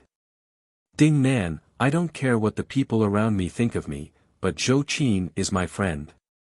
She was my friend when she was rich and powerful. Now that she's out of money and power, she's even more of a friend. If you know her whereabouts, please tell me. I will be very grateful. Ding Nan couldn't help but look Li Yundong's face up and down, as if she was observing the real world in his heart when he said those words. Ding Nan had been scheming against others all day long. She did not believe that there was anyone in the world who was not greedy for power. Watch net. Therefore, in her opinion, what Li Yundong had said must have been hypocritical and polite words. Although Ding Nan was good at observing people's expressions, she couldn't see the slightest bit of hypocrisy in his eyes and face. She couldn't help but feel a little shaken. Could it be that he really doesn't care about these things? How could this be? How could there be such a person in this world? Ding Nan sneered. I'll give you 1 day. Think about it carefully. I'll tell you where she is in a day. Then, she turned around and walked to the back of her seat. She sat down and looked at Li Yundong coldly. She sneered in her heart. I want to see what kind of expression and reaction you'll have when you see her. When she was in power, everyone was trying to get close to her. Now that she's out of power, everyone is avoiding her. I want to see what kind of choice you'll make in a day. Hey, what's wrong with her? Li Yundong's heart skipped a beat. He wanted to chase after Ding Nan and ask her about it, but Ding Nan ignored him and sat back in her seat. Li Yundong had no choice but to walk to the back of the classroom and sit down. Feng Na and Ching Ching looked at each other and sat down as well. Li Yundong thought for a while in the back of the classroom and said, no, I have to ask her. Li Yundong, it's not like you haven't dealt with Ding Nan before, Feng Na said. She won't let go once she's set on something. You won't be able to ask her.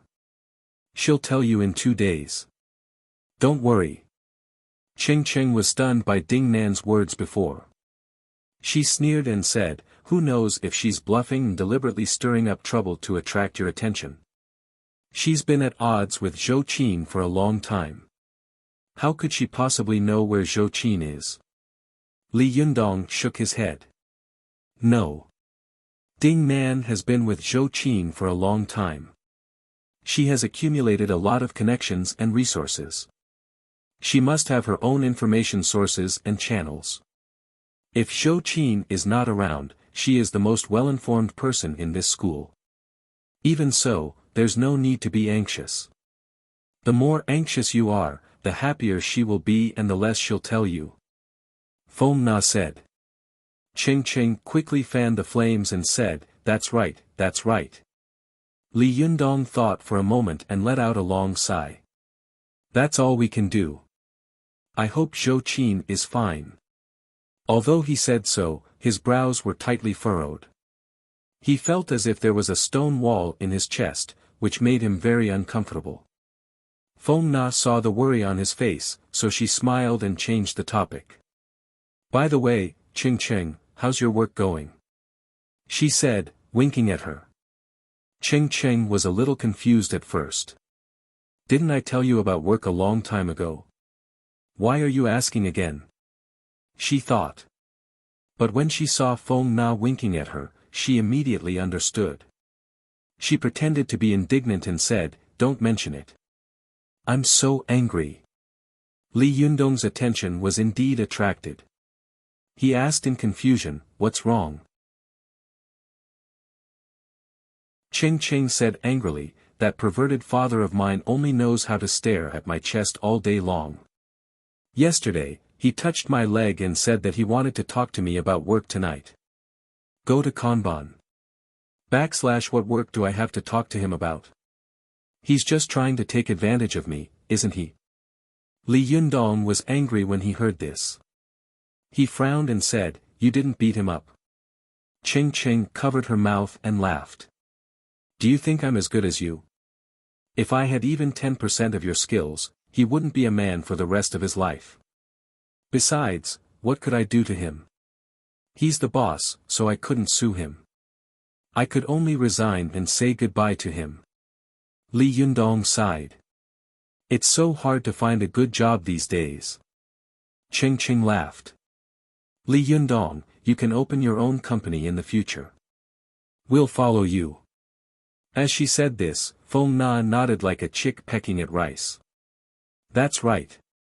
You don't have the heart to let those perverted bosses bully us, do you? Li Yundong couldn't help but laugh. I don't even have a job. Besides, aren't you afraid of being exploited by me? Ching Ching giggled. Someone here wants to be stripped by you. Feng Na's face turned red. She pounced on Ching Ching and pinched her hard.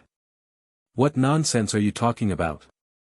Li Yundong watched the two girls fight. The weather was still very hot at this time, and the two girls were not wearing much. This fight really made their bodies fly together, and their waists and breasts were the same color. Li Yundong felt a little embarrassed. He looked straight ahead and coughed dryly. Hey, the teacher is here. Only then did Feng Na and Ching Ching sit up straight, their faces flushed red. Li Yundong saw that the two girls were silent, and the atmosphere was very awkward. He said in a low voice, how about I go to Chao Kefi or Yi Mengfan and see if there are any jobs that are suitable for you? Ching Ching was overjoyed. She was about to say something, but Feng Na said, no, we don't know them well. Ching Ching and Feng Na were close friends. As soon as Feng Na finished speaking, Ching Ching knew what she was thinking. She looked at Feng Na and couldn't help but sigh in her heart. Nana, in the end, you still don't want to give up this competition. Li Yundong didn't know what the girl was thinking. Seeing that Feng Na had refused, he didn't force her. He just smiled and said, forget it. But I do have plans to start a small business in the future. If I need help, I'll come to you. Feng Na and Ching Ching were overjoyed. Really? They asked in unison. Li Yundong wanted to tease them. No. He said with a straight face. Feng Na and Ching Ching's faces immediately fell. Pfft. They said in unison. When the class was over and they finished eating, Li Yundong was dragged by Feng Na and Ching Ching to move the tables. When he arrived at the small auditorium, Li Yundong found that there were already a lot of people sitting inside. He asked curiously, why are there so many people at this hour? He glanced around and saw that the podium and tables were already in place. There was no need for him to move them. Li Yundong asked in confusion, didn't you say that you wanted me to move the tables? Where can I move the tables? Feng Na laughed and said, I was just teasing you. How could I let a famous person like you move the tables? I was afraid that you wouldn't come to my campaign speech, so I made an extra move to get you here. Li Yundong didn't know whether to laugh or cry. I said that I would come, so I will. Feng Na made a face at him and said, that's not necessarily true. You are a famous person now. You are too busy to show your face. As she spoke, the students around them looked at Li Yundong with eager eyes, as if to prove that she was right. Some of the students couldn't help but whisper to each other as they looked at Li Yundong. After a while, one of the students shouted, Boss, we want to watch Living with a Stewardess. As soon as the words left his mouth, another voice shouted, I want it uncensored. Then, a third voice said, Boss, you didn't finish it last time. Let's finish it this time. Li Yundong was dumbfounded and didn't know whether to laugh or cry. Then, he saw the boys among the crowd shouting, we want to see the stewardess, we want to see the stewardess. Li Yundong saw that their voices were in sync, like a chorus, and it was very F***king rhythmic. Some of them were even clapping and stamping their feet. Damn, do you think there's a concert here? Li Yundong was about to speak when he suddenly heard a voice in the crowd shouting, "Stewardess, stewardess, stewardess." Then, almost everyone in the small auditorium, regardless of gender, followed suit and shouted in unison, "Stewardess! Stewardess! Stewardess!" Li Yundong was so angry that he laughed out loud. Empty my ass. He was a cultivator with a strong aura. Although he didn't speak loudly, his voice was still clearly heard by everyone. Suddenly, the small auditorium fell silent. The silence only lasted for a while before another voice shouted, "No hair, no horse. No hair, no censored." Then, the crowd shouted in unison, "No hair, no horse. No hair, no horse." Feng Na and Ching Ching were amused by the scene in front of them and laughed wildly, rolling on the ground with their hands covering their stomachs. Li Yundong couldn't help but laugh as well. After laughing for a while, he suddenly forced himself to stop laughing and deliberately put on a righteous face. He put his palms together and said, "Amitabha, this poor monk has stopped watching porn for many years. Benefactors, you can stop now." Li Yundong's Buddhist chant was clear and loud, and his powerful and magnetic voice echoed in the small auditorium. For a moment, the voices of the crowd were suppressed, and the small auditorium became quiet again. Seeing that the crowd had finally quieted down, Li Yundong also breathed a sigh of relief. Just as he was about to find a place to sit down, he suddenly heard someone in the crowd say, "Good, good." It turns out that the master has cultivated to the point where he has seen all the porn in the world and has no horse in his heart. Amitabha, sex is emptiness, and emptiness is sex. Good, good, good. As soon as the voice finished speaking, a burst of crazy laughter suddenly broke out in the small auditorium. The sound almost lifted the roof. Li Yundong couldn't help but curse in his heart, F***ck, what kind of a group of stupid people are they?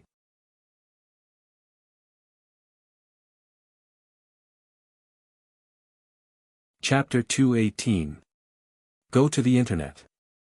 // Li Yundong hadn't expected that the people in the auditorium would still remember the flight attendant incident so vividly.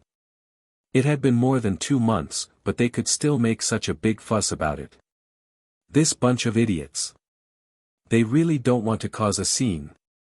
Li Yundong rolled his eyes at everyone in the room, especially at Feng Na and Ching Ching, who were laughing so hard that they almost passed away. He threw a pair of huge health balls at them. Go to the Internet. Go to the Internet. Go to the Internet. Normally, when these students saw Li Yundong, none of them dared to come up to him and flirt with him like this. This was because Li Yundong's aura was too strong, and his legendary deeds were too powerful. It made him look like a god that no one dared to approach. But at this time, the students all realized that there was no doubt that this guy was a mortal like them.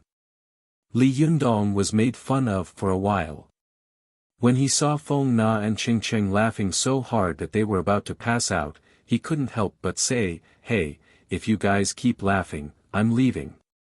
Feng Na rubbed her stomach and waved her hands in pain. "My stomach hurts. I'm laughing so hard. I can't breathe," she moaned.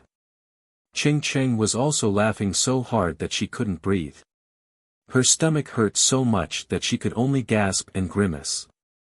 Li Yundong shook his head and reached out to stroke Feng Na's back. Feng Na suddenly felt warm all over, as if a warm current was flowing into her back, smoothing out her breathing and stopping her laughter. Ching Ching saw that Feng Na was obviously getting better. She grabbed Li Yundong's arm and pointed at herself. Although she was smiling, there was pain in her eyes, and she couldn't say anything. Li Yundong followed her example and stroked her back. Immediately, she felt her breath come back to her body. Feng Na and Ching Ching finally caught their breath. They touched their chests in shock and looked at each other. Suddenly, they felt like laughing again. Li Yundong quickly threatened, "Hey, if you guys keep laughing, I'm really leaving. I don't care if you guys die of laughter." Feng Na held back her laughter and said, "Look at how high your social prestige is. It's a good thing you're not running for president of the student council. Otherwise, I wouldn't have any hope." Li Yundong rolled his eyes at her and said, "I think it will be a little difficult for you to be elected as the president of the student union." Feng Na smiled and said, "No, what happened just now made me feel that I will definitely be elected as the student council president." Li Yundong laughed and said, "If you can become the president of the student union, I will definitely help you perform well in your show." Feng Na couldn't help but say, "Wow, so you're planning on not putting in any effort?" Li Yundong smiled and said, "Wrong, I was going to stand you up." Feng Na laughed and scolded, "Li Yundong, you're such a sly old fox. Fortunately, this old man is wise and powerful. Otherwise, wouldn't I cry myself to death?" Li Yundong smiled and was about to speak when he suddenly saw two familiar figures enter the auditorium from the corner of his eye. Li Yundong turned his head and saw Wan Hongling walking into the small auditorium, followed by Yan Hua, who was smiling all the way. To watch the net. Wan Hongling entered the small auditorium and glanced around. When her eyes fell on Li Yundong, she was stunned and quickly walked over. Wan Hongling glanced at Feng Na and Ching Cheng, who were beside Li Yundong, with a trace of hostility in her eyes. She lowered her voice and said, "What are you doing here?" Although Li Yundong had a lot of conflicts with this girl, it was not good to fall out with her here. He asked back, "What are you doing here again?" Wan Hongling was slightly angry and said, "The heavenly tribulation is coming. Why aren't you concentrating on cultivation? What are you doing here? Don't you know how much Sister Ziyuan has done for you?" Li Yundong didn't like others to meddle in his personal affairs. He was secretly unhappy and said, "Haven't you heard of the way of civil and martial arts?" Wan Hongling said angrily, "You." When Yan Hua saw Wan Hongling and Li Yundong arguing, his heart skipped a beat. He felt that the opportunity to flatter had come, so he immediately leaned over and said to Li Yundong with a cold snort, "Are you also here to run for the president of the student union?"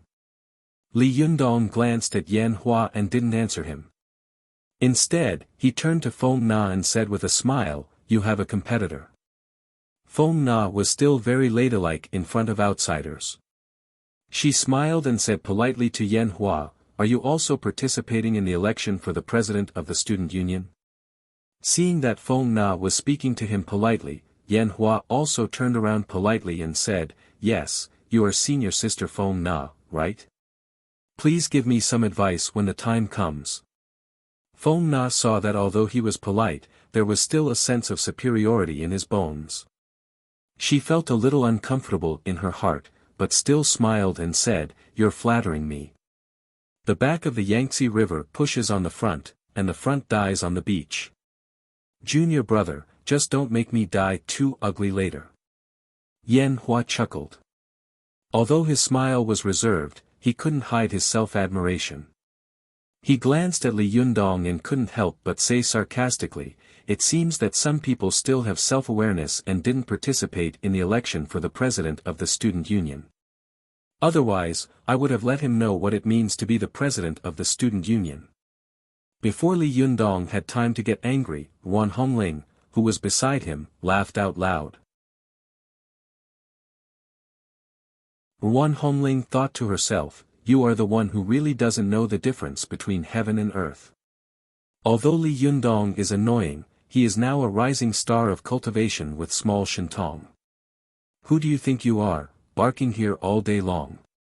However, she couldn't say these words out loud, so she could only sneer.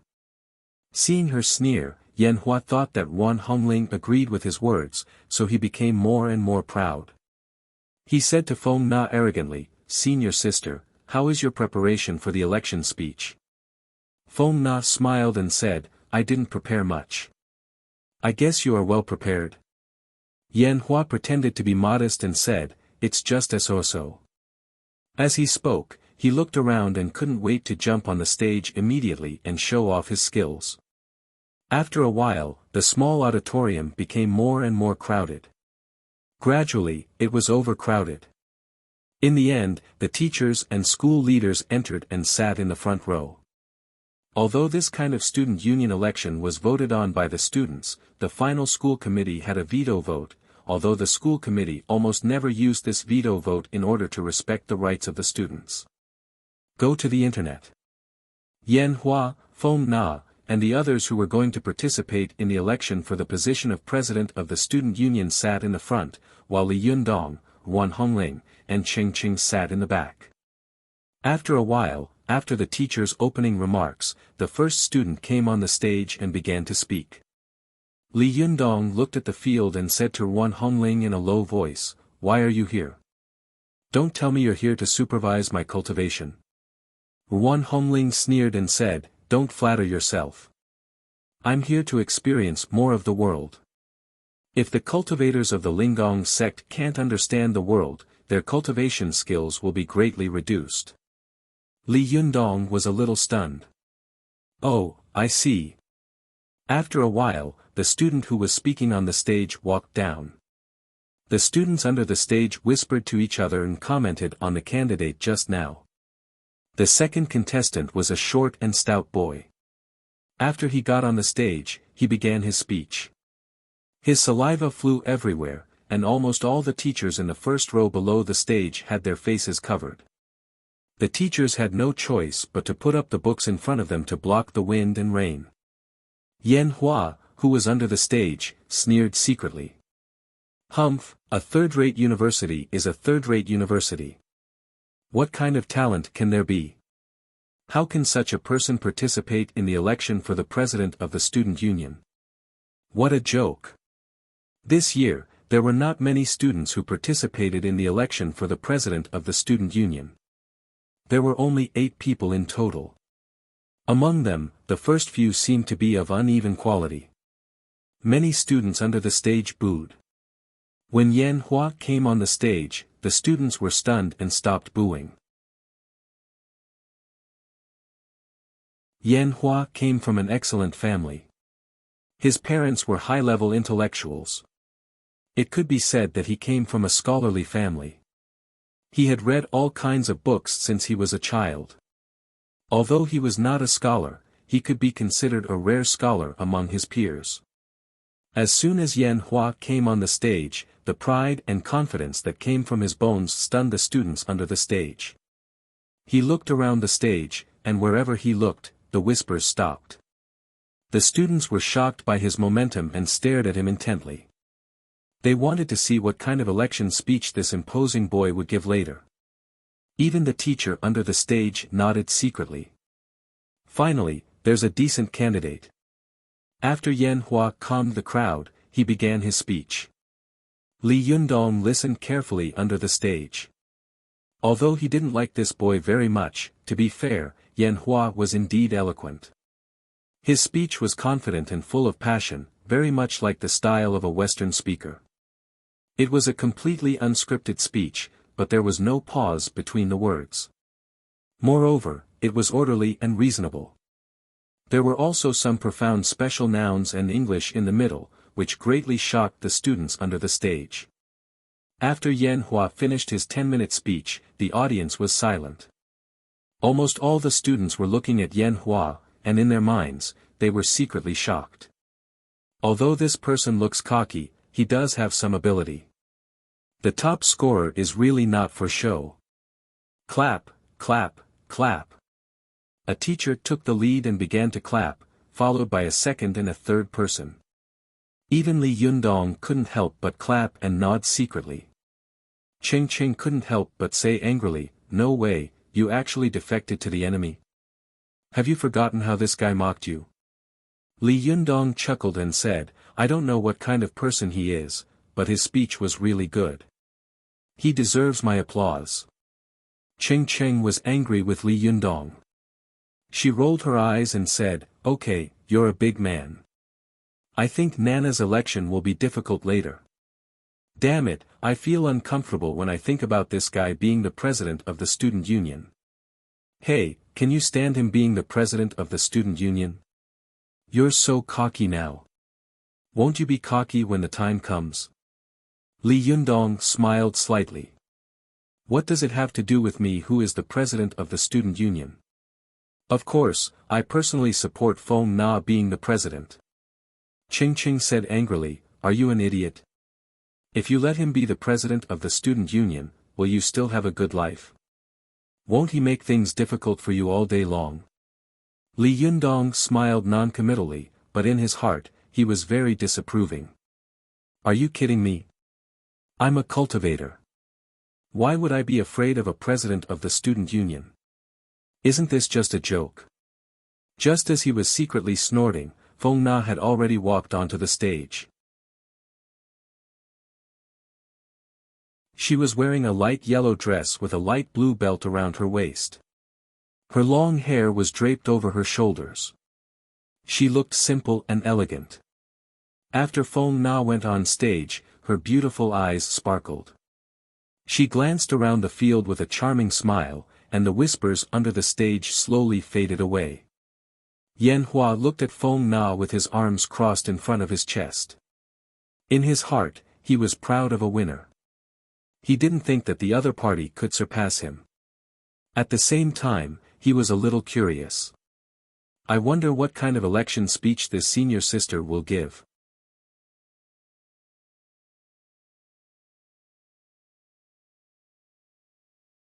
Chapter 219. Go to watch net. Feng Na adjusted the position of the microphone and said with a smile, when I was chatting with Junior Yan Hua in the audience just now, I said that the new waves of the Yangtze River drive the old waves, and the old waves die on the beach. I hope you won't let me die too ugly. Go to watch net. 7 KOM. Now, he really didn't show any mercy and let me die an ugly death. Before she could finish her words, a burst of good-natured laughter came from the audience. Feng Na smiled and said, since there is a beautiful jade in front of me, I think I don't need to take out the bricks I prepared. My campaign speech is very simple, just a few words. After she finished speaking, the students in the audience became curious. Feng Na's unconventional way of doing things made Yan Hua curious and vigilant. He muttered, what tricks is she going to play?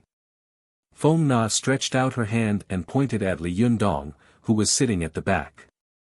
Everyone knows him, right? Everyone's eyes suddenly turned to Li Yundong, which caught him off guard. He was stunned. Holy sh*t, why did this girl mention me? Some nosy students in the small auditorium shouted, of course I know him. Some of the teachers in the audience couldn't help frowning when they saw Li Yundong. Yan Hua was even more confused. He had no idea what Feng Na's move, which was like a flying immortal from outer space, meant. Feng Na pursed her lips and smiled. Does everyone remember Li Yundong's wonderful performance at the exchange party last semester? Many students in the audience suddenly became excited. Yes, of course. Some freshmen who hadn't seen Li Yundong's performance also asked the people around them curiously. Feng Na smiled and said, at that time, I begged Li Yundong for a long time before he reluctantly agreed to participate in the performance. I invited him to participate in a very good program at this year's welcome party, but he said that he would only participate in the performance if I won the position of the president of the student union. When Feng Na said this, both the teachers and the students in the small auditorium were shocked. They had never seen such a campaign speech before. Li Yundong was even more shocked. Holy sh*t, that's too shameless. She actually used me as a shield. The teachers were also stunned. It can't be. Are the students nowadays so utilitarian? Yan Hua protested angrily, what kind of speech is this? It's too shameless. She took a deep breath and said, I'm in my 4th year at Tiannan University. So, if you want to see Li Yundong's wonderful performance, please vote for me to be the president of the student council. Please. With that, she bent down, bowed, and left the stage. The audience was in an uproar. The students burst out laughing. They admired Feng Na's earth-shattering approach, but what shocked them the most was that Feng Na had actually put the agreement between her and Li Yundong on the table, and then seduced the students into making their own choices. This was simply too shameless. But I like it. The students laughed heartily. Some of them even waved their arms and shouted, "Boss, we support you. You have to perform well at the party." Some of the students who were eager to see the world in chaos started chanting Li Yundong's name rhythmically. Li Yundong, act. Li Yundong, act. As Feng Na walked down the stage, some students chased after her curiously and asked, "Hey, senior sister, what will Li Yundong be doing? Tell me." Feng Na pursed her lips into a smile and said deliberately, "You want to know? Vote for me." The surrounding students laughed and scolded, "That's too shameless." The teachers looked at Feng Na dumbfoundedly and shook their heads. Yan Hua even stomped his feet and scolded, "This is cheating. This is bribery. She must be disqualified." But as soon as his voice came out, it was drowned out by the noise of the small auditorium. No one could hear what he was saying. When Feng Na returned to Li Yundong and Ching Cheng was already laughing so hard that she couldn't stand up straight. She laughed and said, "Nana, you are too strong and shameless. I admire you so much. You actually thought of such a powerful move. I worship you." After saying that, Ching Cheng made a gesture of prostrating herself on the ground. Go to see net. Achanjiong Feng Na proudly made a victory sign with her hand and said, "If I go into action, I can do it alone." Li Yundong looked at Feng Na with a straight face and said very solemnly, "Feng Na, I swear to God that you are absolutely the most shameless person in the world, the most shocking and the most shameless person in all of history." Feng Na's face darkened. Feng Na laughed with her hands on her hips and said proudly, "Thank you for the compliment." Li Yundong rolled his eyes at her and said, "Compliment my ass. Your trick won't succeed. See how I'll make your plot fail." With that, he turned around and said loudly, "Students, quiet down." As soon as Li Yundong spoke, the students in the small auditorium quieted down and looked at him in unison, wanting to hear what he had to say. Li Yundong coughed and said, "Senior sister Feng Na was just joking with you. Don't take it seriously." After he said that, the small auditorium fell silent for a moment, but soon a student shook his arm and shouted, "Boss, we will support you." Then, the students in the small auditorium raised their arms one after another and shouted, "We will support you." Li Yundong laughed and said to Feng Na proudly, "You see, the eyes of the masses are as clear as snow." Feng Na smiled and didn't say anything. After a while, the students began to vote actively. Some of them whispered to each other and looked at Li Yundong one after another. Go to see. About 10 minutes later, the students finished voting. A teacher and several students from the student union went on the stage and began to announce the votes. The first vote was for Yan Hua. Yan Hua's face suddenly lit up. He turned his face and looked at Feng Na provocatively, then at Li Yundong with hatred. But then, the second vote was for Feng Na. Li Yundong couldn't help laughing and scolding, "Damn, there's really someone who would choose you like this?" Feng Na was still smiling and didn't say anything. Not long after, the third, fourth, fifth, and finally, they all voted for Feng Na. Li Yundong was stunned. After the voting was over, he saw 2 rows of shocking words written on the blackboard hanging on the stage of the small auditorium. Yan Hua, 1 vote. Feng Na, 499 votes. The others didn't get a single vote, not even their names. Damn it. Li Yundong couldn't help standing up and widening his eyes. What's going on? The students in the small auditorium looked at him in unison and shouted in unison, Li Yundong, we support you. We support you. Li Yundong was so depressed that he almost vomited blood. F***ck, you call this supporting me? You guys are obviously trying to make a scene, okay? Ching Cheng and Feng Na laughed. Ching Cheng smiled at Feng Na and said, Nana, you did it. You also promoted your new program at the party and locked in Li Yundong, the best foreign aide. You killed 3 birds with 1 stone. It's amazing. I admire you so much. You are a genius. Feng Na proudly raised a victory sign and said, of course.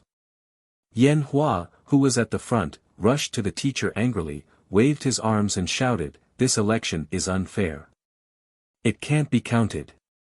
I protest, I protest. Seeing that Yan Hua was so emotional, the leading teacher comforted him, Yan Hua, pay attention to your emotions. Don't get agitated. The school committee will discuss this matter. Yan Hua glared at Feng Na angrily. In his heart, he really despised Feng Na's methods. Li Yundong, who was in the middle of his flirtation, saw the teachers of the school committee huddled together and whispered to each other. Suddenly, he smiled and said, by the way, the school committee has a veto vote. Feng Na, I'm afraid your wishful thinking is not going to work. Feng Na smiled and said, really? Do you want to make another bet? Li Yundong saw that she was full of confidence and couldn't help but wonder, will the school committee really agree? Isn't this ridiculous? This will probably be the most ridiculous election in the history of Tiannan University's student union. If word gets out, it will become a joke. While he was thinking, he suddenly saw Yan Hua walk over and say to Feng Na in a stern voice, you won't succeed with this kind of dirty trick.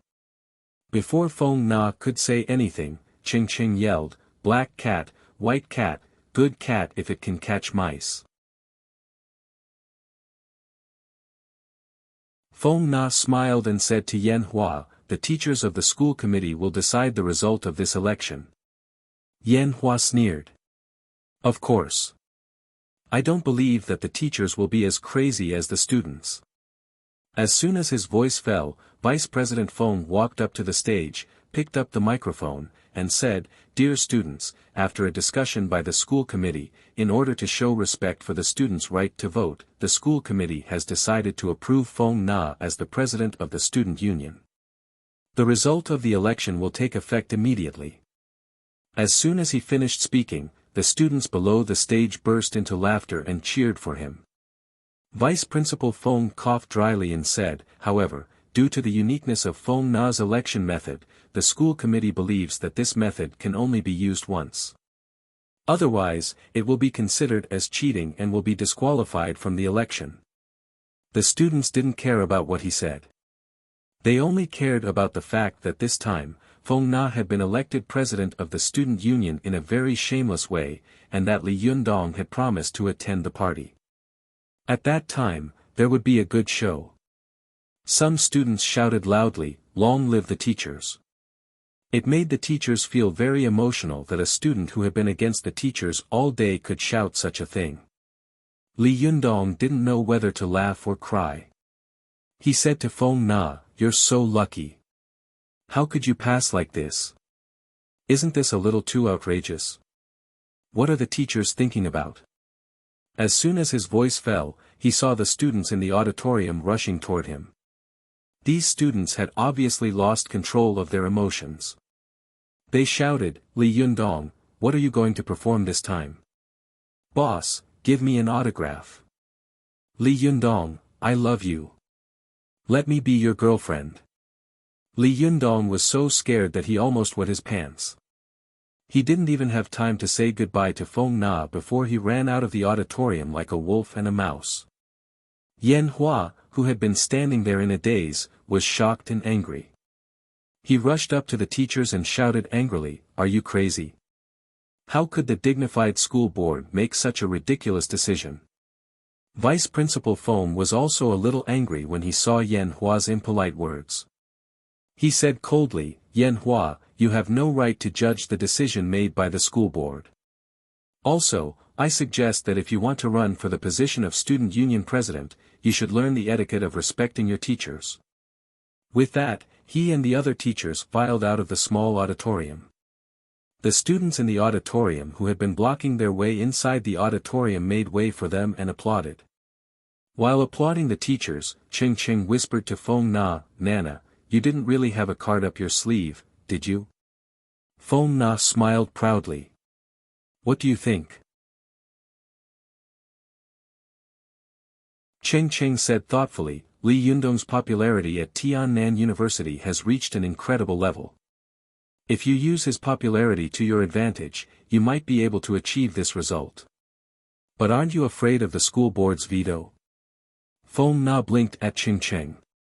"Have you forgotten what we saw at the school board last time?" "Ah, you mean?" Ching Ching suddenly remembered that the last time she and Feng Na stood in front of the school board's office and saw an official walk out of it, all the heads of the school had behaved respectfully toward him. Since then, not a single teacher in the school had dared to point fingers at Li Yundong. Ching Ching's eyes widened. Ching Ching pointed at Feng Na and said with a smile, "You sly guy. So you knew that the school leaders didn't dare to offend Li Yundong's background." The two girls whispered to each other and laughed secretly. Yan Hua was so angry that he almost went crazy. He rushed up to Feng Na again and shouted angrily, "I don't accept this. If you have the ability, then come and compete with me for the election. I won't lose to you." Feng Na looked at him sympathetically and sighed. She said, "You didn't lose to me, you lost to Li Yundong." Yan Hua couldn't swallow his anger. He choked and said, "I lost to him. He didn't participate in the speech." Feng Na smiled and said, "How could I have defeated you without him? I'm just borrowing his power. If he runs for the president of the student union himself, both you and I will have to stand aside. Do you understand? Yan Hua, you have to remember, as long as you are at Tiannan University, don't even think about competing with this boy, because the height he has reached is beyond your reach, /om/."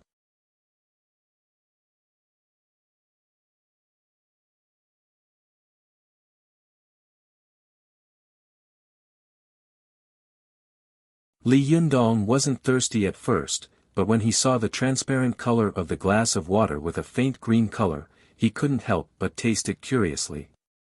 After tasting it, he immediately found that the water was the same as the one he had drunk last time. It had a clear and bright feeling, as if the qi and blood in his body would be much more smooth and vigorous as soon as he touched it. Watch net. Color *** literature _learning %super #speed. Update. There's a mystery. Li Yundong looked at the glass of water curiously. The last time he had eaten the ginseng fruit, he hadn't tasted it carefully. This time, he took a sip and tasted it carefully. As soon as he tasted it, he suddenly felt a fragrance lingering in his mouth. The lingering fragrance filled his mouth, and even his teeth had a refreshing feeling. Li Yundong became more and more curious. He couldn't help but drink up the glass of water, then sat cross-legged in the living room and began to meditate and practice qi.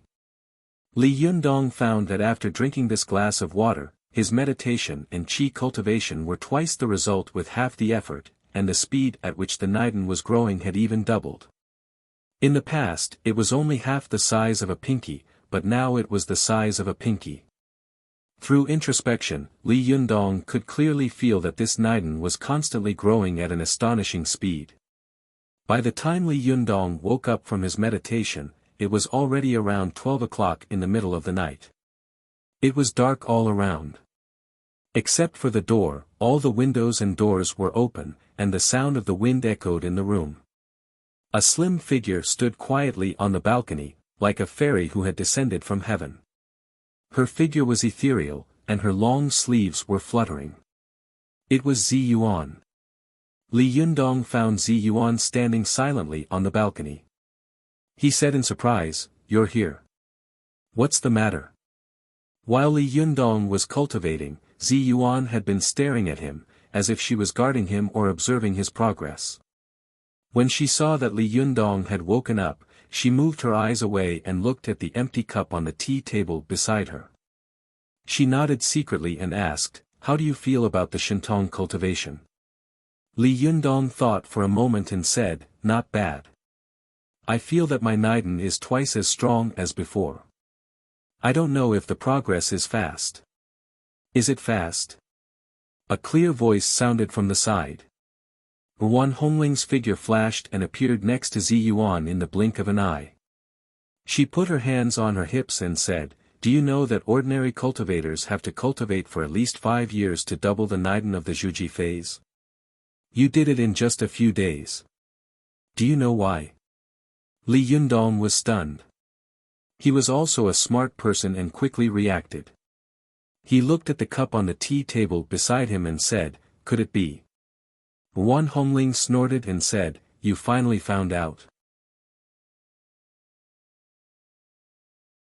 Don't tell me you didn't notice it before. Do you know what you are drinking? Don't really think that you are a rare genius in 1,000 years.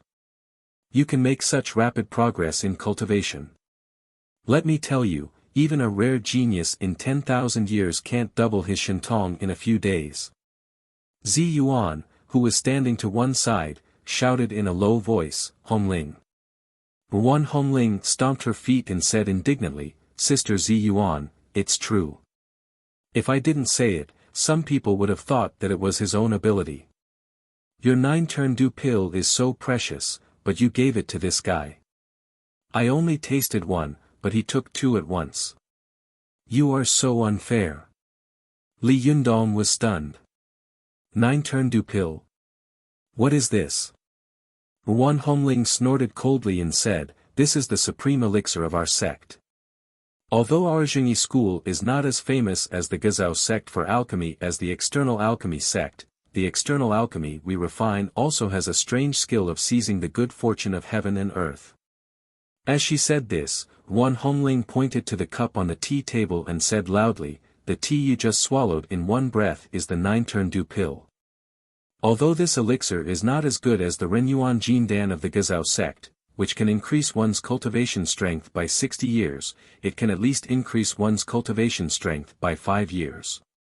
Not to mention anything else, such an elixir alone can be sold for tens of millions in the cultivation market. Do you think it is an ordinary pill of tonifying qi or Lu Wei Di Huang?"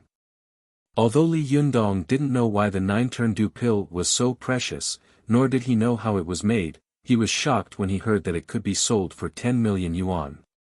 Go to see. Net. Super_speed. More. New. Li Yundong's eyes widened. He pointed to the cup and then to himself.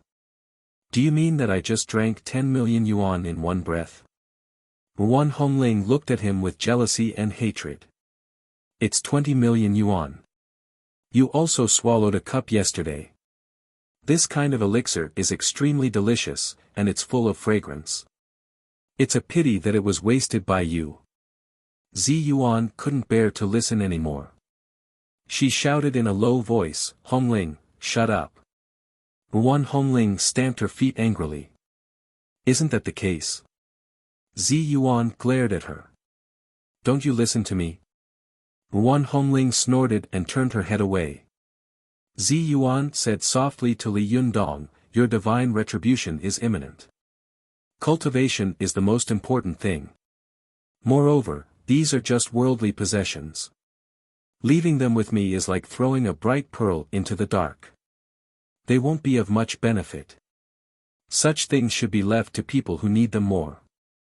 Li Yundong sighed and said with emotion, anyway, I don't need to worry about it now. I owe you more than a little. I don't think I'll be able to pay it off in a short time. Zi Yuan smiled slightly. Did I say that I wanted you to pay it off? Li Yundong was stunned, and his expression became a little strange. In his opinion, Zi Yuan had been helping him like this, but she had never asked for anything in return. This kind of behavior was simply incredible. Could it be that this fairy sister has fallen in love with me? A thought came to Li Yundong's mind for no reason, but he quickly denied it. Impossible. Even if she likes me, I don't like her. I like my girl. Li Yundong coughed dryly and said to Zi Yuan, by the way, I haven't asked you yet. Why did you two come so late at night? Zi Yuan said, the divine retribution is getting closer and closer. I came to see how far you have progressed in your Shintong cultivation. By the way, do you have anything you want to learn? Li Yundong asked curiously, you want to teach me magic cultivation? What do you know? Before Zi Yuan could speak, Wan Hongling rushed to say, what are you talking about? Do you know how powerful Sister Zi Yuan is? There is no magic of the 5 elements that she doesn't know. Li Yundong didn't bother to bicker with this girl. He looked at Zi Yuan and asked, do you know Heavenly Thunder? Zi Yuan was shocked. You want to learn Heavenly Thunder? Li Yundong nodded and said, of course. I want to learn Heavenly Thunder. Zi Yuan frowned secretly and said, you should know that the magic of the world can't be separated from the 5 elements of gold, wood, water, fire, and earth. Although there are thousands of Taoist magic, most of them are the same. Only Heavenly Thunder magic is above the 5 elements. Heavenly Thunder is the power of heaven. The power of heaven is unpredictable, and Heavenly Thunder is difficult to cultivate. Compared with Heavenly Thunder, the 5 elements are the easiest to learn. If you learn it to a high level, it will not be inferior to the power of Heavenly Thunder at all. Why do you want to give up the easy and seek the difficult? Why do you want to learn such a dangerous and difficult magic? Li Yundong suddenly smiled. You always tell me that the divine retribution is coming. But I don't even know what Heavenly Thunder is. How can I go through the divine retribution? As the saying goes, know yourself and know your enemy, and you will never be defeated. Only by understanding Heavenly Thunder can I better deal with it. What's more? As Li Yunyang spoke, his face suddenly became very unruly. He sneered and said, I remember you once said that the people of our Taoist sect pay attention to going against heaven. Man can conquer heaven. My fate is up to me, not to heaven. Li Yundong quickly walked past Zi Yuan and the others. He walked to the balcony, pointed to the starry sky outside, and said loudly, but in fact, every one of you is afraid of Heavenly Thunder and divine retribution. Because of this, you don't dare to ask too much about the affairs of the world. For fear that divine retribution will come to you, you are willing to be a turtle hiding its head and showing its tail. Is this kind of evasion called, my fate is in my own hands?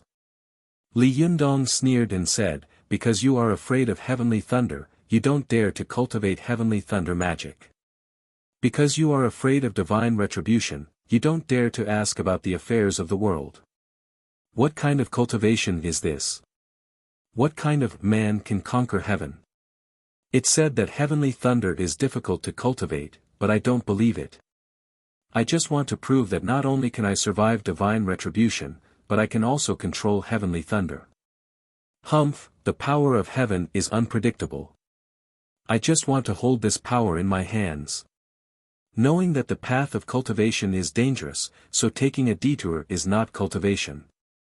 Only when you know that you can't do it, that's cultivation. I want to cultivate, and I must become a first-class cultivator in the world. I want to travel the 9th heaven, and the power of heaven can't stop me. I want to travel the 9th earth, and the chasm can't restrain me. I want there to be no more disasters in the world that can threaten me, and nothing can threaten my loved ones. Li Yundong stood on the balcony, the corners of his clothes fluttering in the wind, and his black hair was flying. His words were resolute and powerful, and his momentum shook Zi Yuan and Wan Hongling, who were from famous sections. Wan Hongling stared at Li Yundong with her eyes wide open. If Li Yundong had said such words in the past, she would have retorted, but she had witnessed Li Yundong recklessly attracting heavenly thunder to kill young Master He. Last time, it could be said that Li Yundong didn't know the immensity of heaven and earth and did such a thing in a rush of blood. But now he was a cultivator through and through. He could still say such words in the face of divine retribution, which could only show that this boy had amazing courage and extraordinary courage that ordinary people didn't have. Where did the charm of a man come from? The charm of a man came from many places, but the most attractive thing to women was the fearlessness of a man who dared to challenge heaven and earth. Wan Hongling looked at Li Yundong in a daze. She suddenly felt that there was a dazzling light on this boy's body, which made her unable to look directly at him. Zi Yuan was also shocked by Li Yundong's words. Nowadays, the cultivation world could be said to be a pool of stagnant water. All the sects and schools treasured their own treasures and were extremely selfish. They all thought that they would sweep the snow in front of their own door and not care about the frost on the roof of others. Every day, they haggled over every little thing and fought for power and profit. How could anyone make such a loud and soul-stirring cry in this dark, murky world? Zi Yuan took a deep breath. After all, she had a profound cultivation base, so she quickly recovered from the shock. She said, "Well, I'll teach you how to fly by qi first." Li Yundong asked in confusion, "Why do I have to learn how to fly by qi before practicing the magic of heavenly thunder? Do the two have anything to do with each other?" Zi Yuan smiled slightly. "If you don't learn how to fly, how can you understand one of the three great horrors of cultivation, the great horror between heaven and earth? If you don't understand the great horror between heaven and earth, how can you understand heavenly thunder, learn it, and master it, /om/.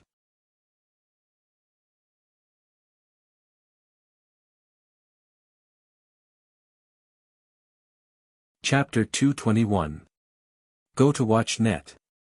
After Zi Yuan finished speaking, Li Yundong immediately nodded and said, "Well, how can I learn to fly by qi?" Zi Yuan was not in a hurry to speak. She turned her head and whispered to Wan Hongling, "You go back first. I'll teach him how to fly by qi." Wan Hongling nodded. Surprisingly, she was not in a bad mood. Before she left, she just glanced at Li Yundong with a complicated look in her eyes and then flew back to her residence. Go to watch net. 7 KOM. After Wan Hongling left, Zi Yuan said to Li Yundong, "In fact, it is not difficult to fly by qi, but the difficulty lies in the fact that people who want to fly by qi must have a huge amount of jinqi. Ordinary people may not be able to cultivate their jinqi to the point where they can grasp their own bodies even after cultivating for a lifetime. However, you obtained the Renyuan Jindan by chance. You have a huge amount of Jindan's primordial qi, and you are in the Zhuji phase, so the jinqi in your body is especially pure and vigorous. You don't have to worry about this." Li Yundong asked, "What exactly should I do?" Zi Yuan said, "Sit down on the futon first. I'll tell you later." Li Yundong sat down cross-legged and asked, "Then what?" Zi Yuan said, "Run your qi as usual, but be careful not to meditate. You have to maintain your divine sense and consciously control the jinqi in your body to release it to your lower body." Li Yundong was already extremely familiar with the control of qi. He immediately followed Zi Yuan's instructions, closed his eyes, and mobilized the jinqi in his body continuously, releasing it to his lower body. As soon as Li Yundong released his jinqi, he felt as if there were countless tentacles under his body. It was as if he had a few more legs, and he could feel things outside his skin. After a while, after Li Yundong's huge jinqi was released to a certain extent, his body slowly rose by half an inch. At first glance, it seemed that he was floating in the air. After a while, Li Yundong faintly felt that the qi under his cross-legged body seemed to have turned into a thick leg, lifting his body abruptly. Zi Yuan, who was standing to one side, suddenly said, "Now, open your eyes." Li Yundong opened his eyes and found himself floating in the air with his but half a foot off the ground. Li Yunyang was shocked. The qi in his body immediately became chaotic. As soon as the qi was chaotic, the turbid qi was born. His body fell from a height of half a foot and fell onto the rush cushion. Although Li Yundong's body had been reconstructed by the Jin Dan, he was not an invincible Vajra body. He couldn't bear falling down like this, especially when a man was sitting cross-legged. If he fell down on his buttocks, although he had his fat buttocks as a buffer, his two balls would also be affected. F***ck. Li Yundong felt as if someone had punched his lower body hard. The pain made him see stars and grimace. He looked at Zi Yuan, gritted his teeth, and said, "Why did you ask me to open my eyes? I almost fell to my death." Zi Yuan looked at him in confusion. "Is it very painful?" Li Yundong looked at Zi Yuan with a face full of hidden bitterness and said indignantly, "You women don't know what it feels like to have a pain in the ass." Zi Yuan looked at Li Yundong and blinked her eyes. "Then do you know what it feels like for a woman to have her period every month?" Li Yundong didn't know whether to laugh or cry. "I mean, this kind of thing shouldn't have come from a fairy like you, right? What's more, shouldn't you be a cultivator who was in the Zhuji phase before the arrival of Tiangui? How could you know how menstruation feels?" Zi Yuan said lightly, "My master said that cultivators have to taste all kinds of human emotions, so I simulated that scene and tried that feeling." Li Yundong looked at Zi Yuan with his mouth agape and tongue tied. In his mind, the scene of Zi Yuan, a fairy-like woman, changing a sanitary pad in the bathroom appeared. That scene was really disgusting, too disgusting. Li Yundong gave her a thumbs up and said to Zi Yuan, "Very good, you're awesome, you're invincible. I'm convinced. Let's not talk about this. What should I do next?" At the beginning, Zi Yuan felt that it was a little inappropriate to say this, but words that had been said were like water that had been poured out. How could she take them back? Although her face was slightly hot because of Li Yundong's words, fortunately, she had a strong ability to control it. She just said lightly, "You have to slowly learn to open your eyes and control your breath." Only when one's aura was stable could one's true essence be stable. Once one's true essence was stable, one would be able to grasp balance in midair and then use the power of true essence to catch oneself. Watch net. 7ko-Li Yunyang nodded. First, he closed his eyes and began to control his qi. Then, he released his Jinqi and slowly lifted himself up. After reaching a certain level, she said, "Now, open your eyes." This time, Li Yundong opened his eyes and was mentally prepared. At first, his body only swayed slightly, but he soon stabilized. Zi Yuan nodded and then said, "Open your eyes and move your qi a little higher." Watch net. Li Yundong tried to control the Jinqi to raise himself a little higher. Before long, he was already more than a meter above the ground. At this time, Zi Yuan said, "Slowly try to put your feet down." Li Yundong did as he was told and slowly put his feet down. As soon as he put his feet down, he immediately felt his body suddenly sink and he fell to the ground with a thud. Li Yundong asked in confusion, "Why? Why do I feel like my body has become much heavier as soon as I put my feet down?" Zi Yuan explained, "Because when people sit cross-legged, the qi in the human body is the smoothest and smoothest.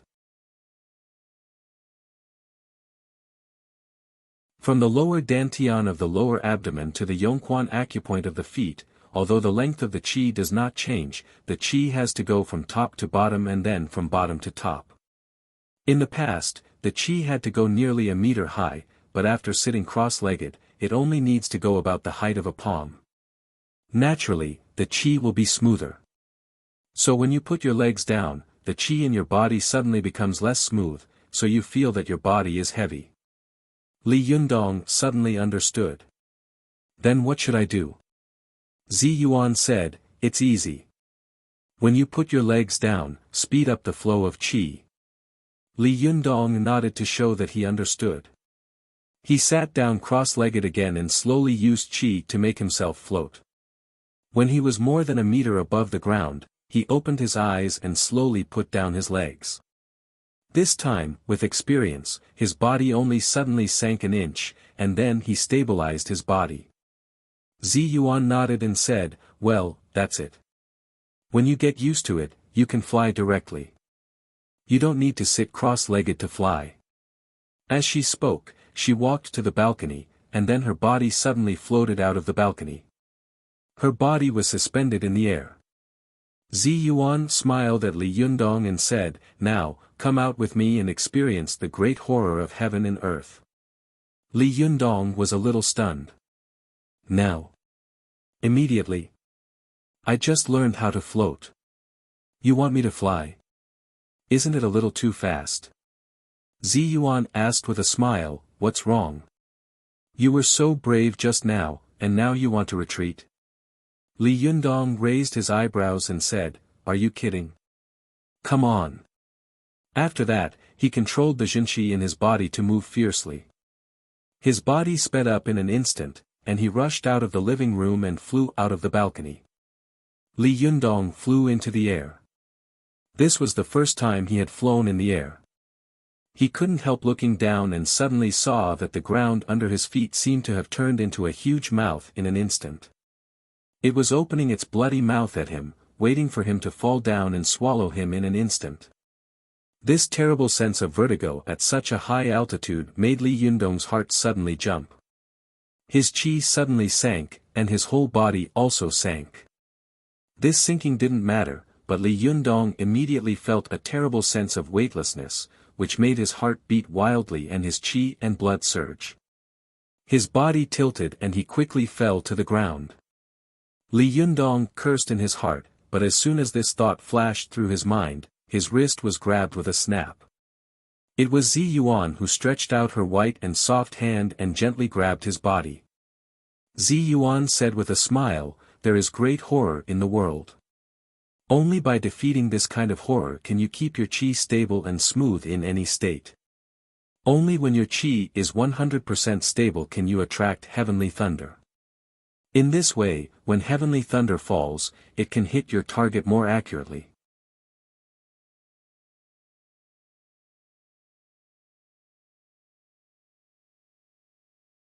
As soon as this thought flashed through his mind, he suddenly felt an extremely terrible force gathering in the air. There seemed to be a black hole around him, constantly rotating and pulling the dark clouds below. The dark clouds were constantly pulled and gathered, and soon turned into a ferocious face with twisted eyebrows and wide eyes.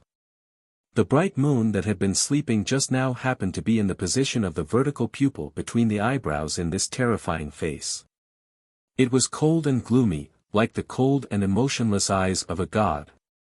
When Li Yundong was stared at by this eye, he felt his whole body go numb, and a creepy feeling spread all over his body in an instant.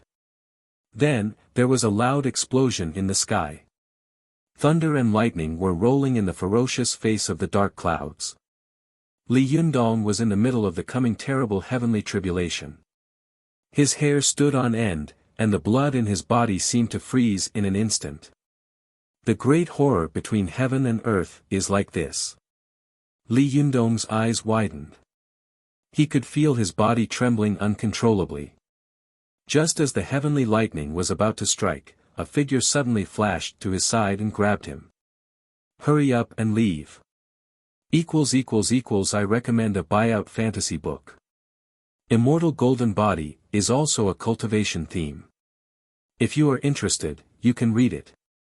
In addition, Fox's Nest 1, 2, and 3 are full. Please join the new 4th group, 45316576. /om/.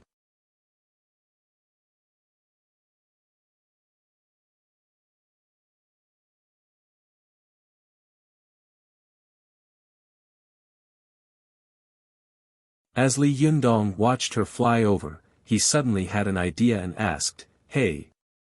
Zi Yuan stopped in mid-air and turned to look at him. He asked with a smile, "How does it feel to put on a sanitary pad when you have that?" Zi Yuan's body shook and she almost fell from the air. She glared at Li Yundong with shame and anger. She wanted to say, "What does it feel like for you men to have a pain in the ass?" But when the words were on the tip of her tongue, she couldn't say them out loud. Li Yundong's prank had succeeded, so he stopped bickering with her and went into the room with a laugh. Zi Yuan was left alone in the air, staring at Li Yundong's departing figure with a flushed face. Fortunately, it was night time. Otherwise, if this bastard saw her reaction, it would be so embarrassing. Zi Yuan took a deep breath and calmed down before returning home. As soon as she entered the balcony, Wan Hongling immediately came up and asked, "Sister Zi Yuan, what happened just now? Why do I feel like there was a divine punishment? What a terrible divine power." Zi Yuan said with some resentment, "Li Yundong is a newborn calf who is not afraid of tigers. He flew very high in one breath and almost caused a divine punishment." Wan Hongling's eyes suddenly widened. So he was scared.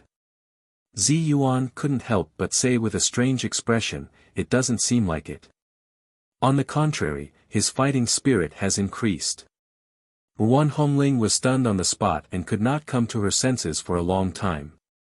After a long time, she sighed faintly and said, "Sister Zi Yuan, do you think he can survive the heavenly tribulation?" Zi Yuan's expression suddenly became very serious. She thought about it seriously and said, "I don't know. Based on the current situation, it's unlikely." Wan Hongling sighed and said, "If he can survive the heavenly tribulation, it is very likely that he will become a great cultivator with great magical power in the future." Zi Yuan suddenly smiled and shook her head. Watch net. Color ** literature _learning% super #speed. Update. Wan Hongling asked, "You don't believe me?" Zi Yuan still shook her head and said, "No, it's not very likely, but definitely. Moreover, as long as he can survive the heavenly tribulation, he will grow into a powerhouse that only appears once in 100 years in the cultivation world. He might even be able to establish his own sect." Wan Hongling was extremely shocked. She felt that she had already thought highly of Li Yundong, but she hadn't expected that Zi Yuan would think even higher of him. Establish a sect? Wouldn't that be a great master like Zhang Sanfeng and Wang Yangming? Wan Hongling said in shock. Can he compare with such a person who only appears once in 500 years? Zi Yuan looked at the place where Li Yundong lived, and her eyes suddenly became very distant. She said lightly, "This guy, Humph, as long as he survives the heavenly tribulation, then everything is possible." It was the first time that Li Yundong had learned to fly. He practiced repeatedly for a long time all night. It was not until dawn that he felt a little tired. He sat cross-legged in the living room and rested for a while. Then, he carried the fan of 7 treasures and went to school. As soon as he entered the school, a curious student came up to Li Yundong and asked, "Boss, what's going on at the welcoming party? What are you going to do?" At first, Li Yundong could still smile and say, "You'll know when the time comes." But later, there was an endless stream of people asking questions. Li Yundong couldn't stand it anymore and had to flee. As soon as he fled into the teaching building, he saw Feng Na and a few people discussing something in the stairwell. As soon as Li Yundong saw her, he became angry. He said, "Feng Na." Hearing the voice, Feng Na turned her head and laughed. "Yo, the big star is here." Li Yundong said angrily, "You made it impossible for me to stay in this school." Feng Na covered her mouth and laughed. "There's a price to pay for being a star. The welcoming party will start in 2 days. It'll be fine then. Hey, by the way, remember to come to the rehearsal this afternoon." Li Yundong rolled his eyes at her and said grumpily, "I'm not going." With that, he walked away. Feng Na chased after him and said, "Hey, you have to come. You have lines. Don't fall apart during the performance." Li Yundong chuckled. You were the one who asked me to act, but I can't guarantee the effect. As he said this, he finally found a little pleasure of revenge. He smiled at Feng Na and said, I'm very vengeful. Feng Na watched Li Yundong walk away, dumbfounded. She stomped her feet angrily. That bastard. Her classmates were dumbfounded. They didn't have much contact with Li Yundong, and the only news they knew was hearsay or what they saw on the forum. But today, they found that this legendary figure, who seemed so high and mighty and unreachable, was actually such a scoundrel. Feng Na, one of her classmates, said to Feng Na, it seems that asking him to do the performance might not be a good thing. Before Li Yundong entered the classroom, he could hear the students in the classroom discussing what had happened in the small auditorium the day before. Some of the students who had gone to the voting were describing the scene vividly, while others who had not gone were beating their chests and stamping their feet in regret. Li Yundong walked to the door and hesitated. He didn't know whether he should go in or not. If he did, he was afraid that he would be surrounded by a crowd of people. That would not feel good. While he was hesitating, he suddenly saw Ding Nan walking toward the classroom with a small bag in her hand. Li Yundong's heart skipped a beat. He immediately went up to her. Ding Nan, it's time to tell me where Zhou Qin is today, right? Li Yundong asked. Ding Nan couldn't help but look at Li Yundong's eyes, trying to find a trace of hypocrisy in them. But after a long time, she couldn't find anything. She had to give up. But she was also a little unwilling to give up. She snorted coldly and asked, everyone is avoiding her now. Are you sure you really want to go?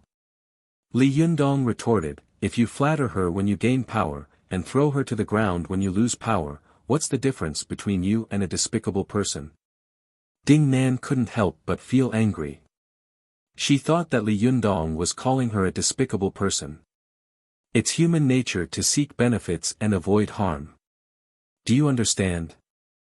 I saw that you were different from the others. That's why I tried to persuade you. How could you say that? Don't be so childish. Li Yundong said in a low voice, if this is maturity, then I'd rather be childish for the rest of my life. Since she is my friend, then I should help her when she is in the most difficult situation. Otherwise, what kind of friend would I be? Ding Nan felt very uncomfortable. On the one hand, she still stubbornly believed that Li Yundong was pretending to be more powerful than he was, but on the other hand, she subconsciously hoped that she could be like Zhou Qin and receive such care and concern from Li Yundong. There are many people in this world who add flowers to embroidery, but there are few who offer help in times of need. Is he such a person? Ding Nan stared at Li Yundong blankly. She felt as if her heart was being twisted by a knife. No, he must be trying to save face. When he sees Zhou Qin, he won't say that. Seeing that Ding Nan was silent, Li Yundong said in a low voice, Ding Nan, even if your relationship with her is not good now, you should still go and see her for the sake of your good relationship in the past. Ding Nan jumped up as if her tail had been stepped on. My relationship with her has never been good. She's just using me. Li Yundong immediately said, aren't you also using her? Ding Nan felt as if someone had stabbed her in the heart. She lost her composure and shouted, the first people's hospital of the city. If you want to go, go by yourself. I hate her, I hate her. Li Yundong had wanted to persuade Ding Nan, but when he heard that Zhou Qin was in the hospital, he couldn't stay any longer. He turned around and ran out of the school. Ding Nan stood where she was. She couldn't stop the tears from flowing down her cheeks. She murmured, why can't I let you look at me again? Now that you know her whereabouts, you're not even willing to talk to me, /om/.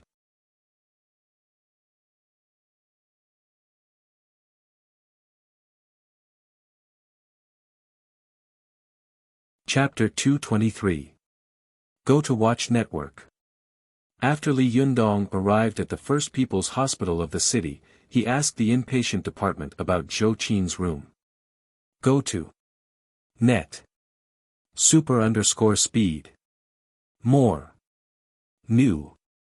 Hello, the patient you want to visit is in room 502 of the general care ward of the first building of the inpatient department.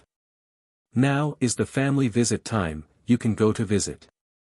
The nurse with a sweet voice said something that surprised Li Yundong. Why is Zhou Qin in the general care ward?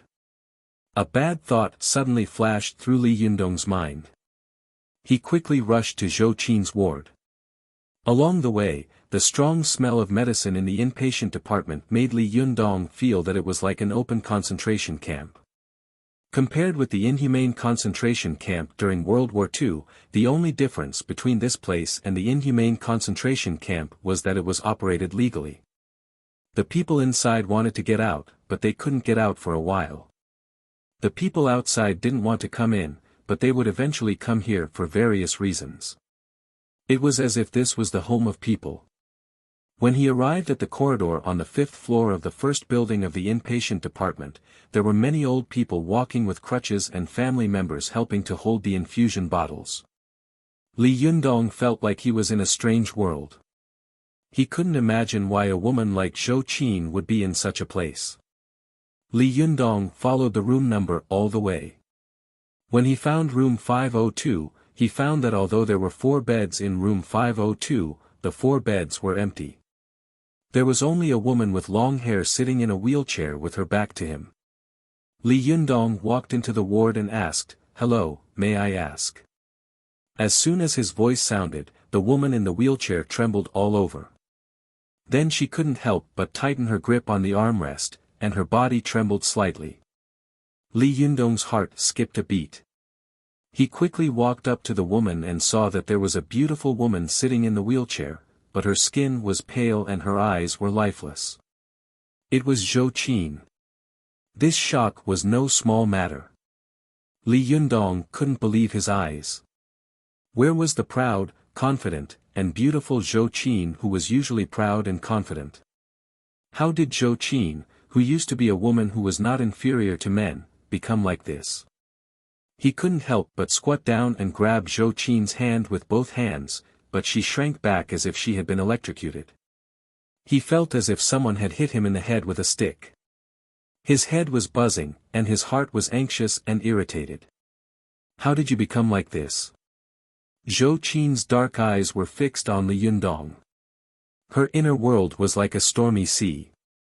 He's here, he's finally here. When everyone left me and didn't dare to come into contact with me, he finally came.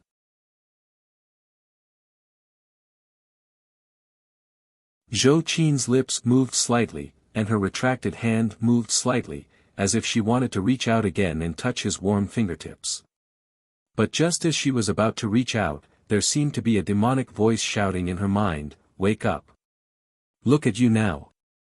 You are a useless person. You have nothing left. Other than your beautiful face, what else do you have that is worthy of his love? You're just a burden now. You'll only become his burden." As soon as this thought flashed through her mind, her slightly straightened fingers curled up again. Watch net. Her heart was tumbling, but the expression on her face did not change at all. It only became more and more indifferent. This kind of expression made Li Yundong more and more shocked. He was more and more sure that something amazing must have happened to Zhou Qin, and it was very likely to be related to him. "Zhou Qin, what the hell happened? Tell me, tell me. Maybe I can help you." Li Yundong couldn't help shouting anxiously. But Zhou Qin did not speak. Her eyes became colder and colder, and her body trembled more and more violently. Li Yundong was about to ask more questions, but he heard a magnetic low voice coming from the door. "Don't ask any more. Let me tell you." Hearing this, Li Yundong turned his head and saw Zhou Keqiang standing at the door in a gray Chinese tunic suit, holding a hot water bottle in one hand and a freshly washed lunch box in the other. Li Yundong looked at him in surprise. He didn't dare to compare Zhou Keqiang, who had been surrounded by so many people when he came to school last time, with this Zhou Keqiang in front of him, whose hair was a little gray at the temples and eyes were no longer as intimidating and dignified as usual. The former was a high-ranking official who had been in a high position for a long time, while the current one was just an ordinary middle-aged man who took care of patients. "You." Li Yundong stammered. He had an obvious feeling in his mind, but he didn't dare to confirm this result. Zhou Keqiang put down the things in his hands. He looked at Li Yundong with a complicated look and said, "Come out and talk." Li Yundong glanced at Zhou Qin, stood up, and followed Zhou Keqiang out of the ward. Zhou Keqiang walked in front of them and didn't speak all the way. When they walked out of the hospital building and came to the lawn downstairs, he pointed to the bench beside the cobblestone path and said, "Sit here." After Li Yundong sat down, he couldn't wait to ask, "Deputy Governor Zhou, what on earth?" Zhou Keqiang didn't wait for him to finish. He waved his hand and said lightly, "I'm no longer a deputy governor. I'm just an ordinary person now." Li Yundong's heart skipped a beat. He asked tentatively, "Uncle Zhou, what happened? Can you tell me?" Zhou Keqiang wasn't in a hurry to answer. He searched his body and pulled out a pack of cigarettes. Just as he was about to light one, he seemed to remember something.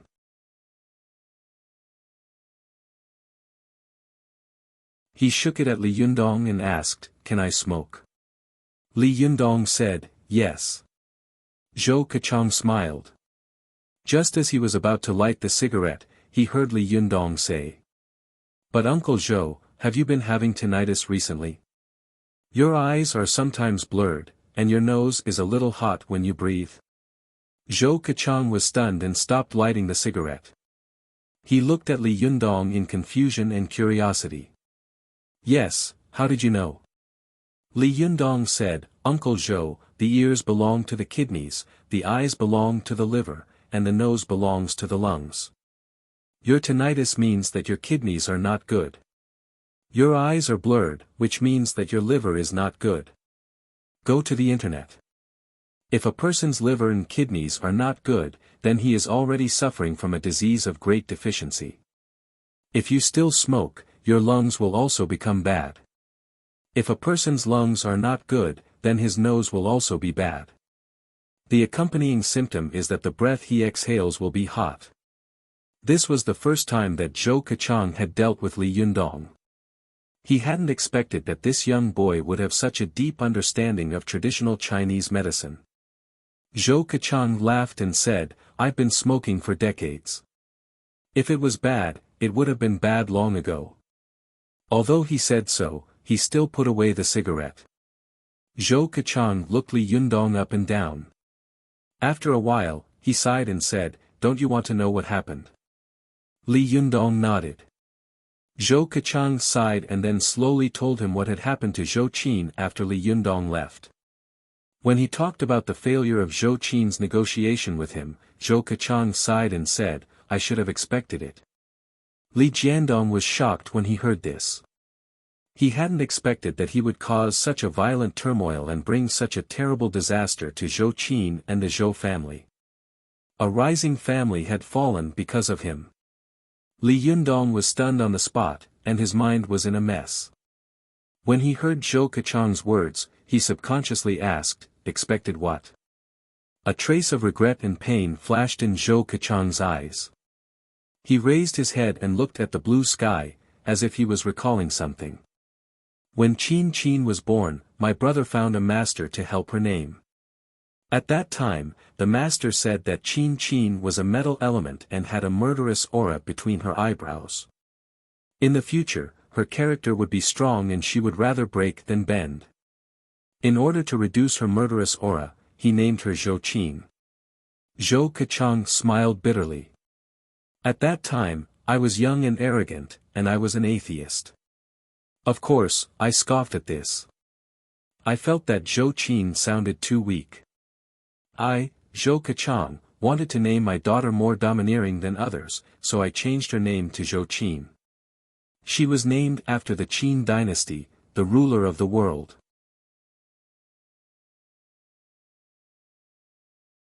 Li Yundong, who was listening attentively, also sighed and said, looking forward to a daughter becoming a phoenix and a son becoming a dragon is what parents desire. Zhou Qin does have the bearing of a big family. Zhou Keqiang sighed, what a pity, it was my desire that turned around and harmed her. For so many years, I have constantly imposed my wishes and will on her. I hope that she will follow my path and take over my job, but I have never asked her for her opinion. At first, she was very obedient, but until... Zhou Keqiang turned his face and looked at Li Yundong. He said slowly, until she met you, she began to show more and more rebellious psychology. No, it should be said that the true self in the depths of her heart began to awaken. She longed for freedom, and she longed to pursue her own love. Love. Zhou Keqiang shook his head, and there was a bitter smile at the corner of his mouth. It's really something that makes people crazy. For this thing, just like what that master said, she did something that she would rather break than bend. Li Yundong's heart tightened. He asked, what happened? Zhou Keqiang looked straight at Li Yundong and said firmly, under the aggressive pressure of the He family, the task force focused all the pressure on Qin Qin.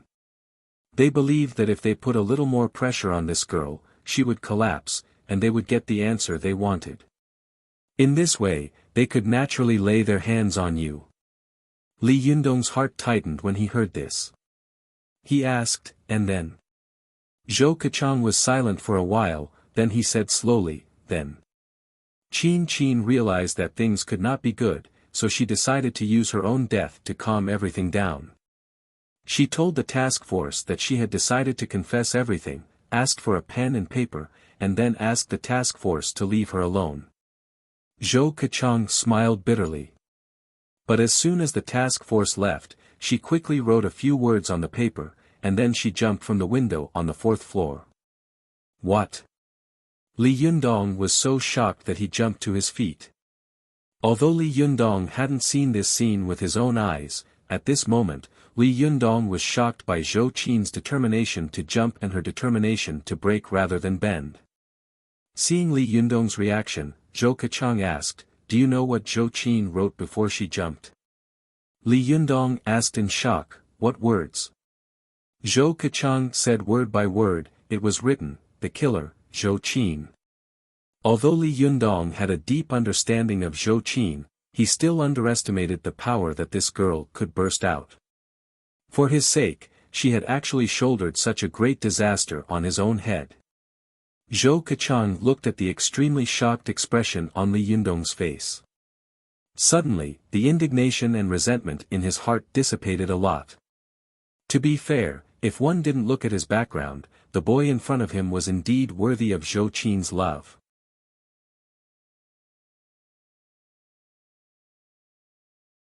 He was indeed an extremely outstanding boy in modern society. However, was it worth it to pay such a big price for loving someone? Li Yundong was shocked for a long time before he came to his senses. He turned his head to look at Zhou Keqiang and asked incredulously, don't you hate me for getting you into this? Zhou Keqiang glanced at Li Yundong. In the first few days, I wanted to shoot you. However, after everything had settled down, I suddenly saw the light. Heh, isn't this how the ups and downs of the world work? Now I want to take Qin Qin abroad to see a doctor and try to help her stand up on her own in the future. Li Yundong was shocked again. She can't stand up. Zhou Keqiang said in a heavy voice, her spine was damaged. The doctor said that she was very lucky. There were no serious injuries elsewhere, but she was also very unlucky. There was a congestion tumor between the 10th and 11th vertebrae. The existing medical means can't remove it. If it is forcibly removed, there is a risk of paralysis in the future. Li Yundong's face was as dark as water. He was silent for a while, then said in a low voice, I'll go and see Zhou Qin. As he said this, he walked quickly to the ward. When he got there, he found Zhou Qin lying in the ward, and her wheelchair had also fallen to one side.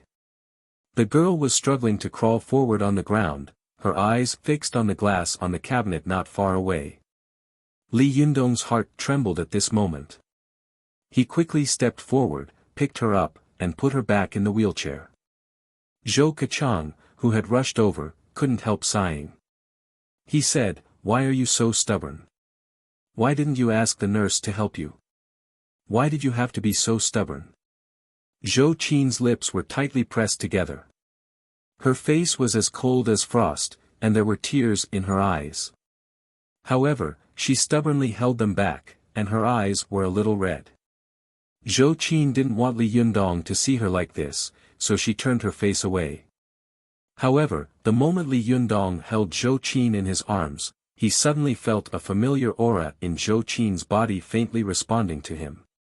Li Yundong couldn't help reaching out to feel the pulse on Zhou Qin's wrist. With this, he suddenly found that there was his Renyuan Jindan's qi in Zhou Qin's body.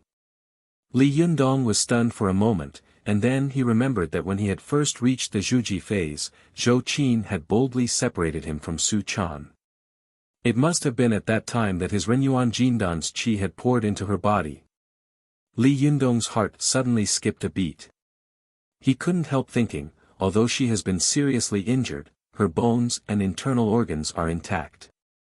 She has virgin Xianin qi and my Jindan's qi in her body. Her qi is so strong that it's impossible for the blood clots and tumors in her spine not to dissipate. As soon as this thought flashed through his mind, Li Yundong understood.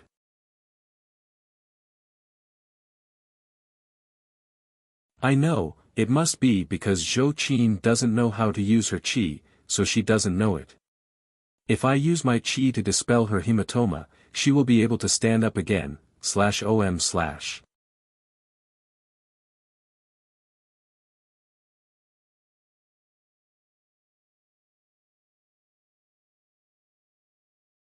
Chapter 224. Go to watch net. According to traditional Chinese medicine, the reason why people had blood clots and tumors was most likely because the qi was not smooth and the blood was not flowing well. If the blood was not flowing well, the meridians would be blocked, the qi and blood would accumulate, and the tumors would grow.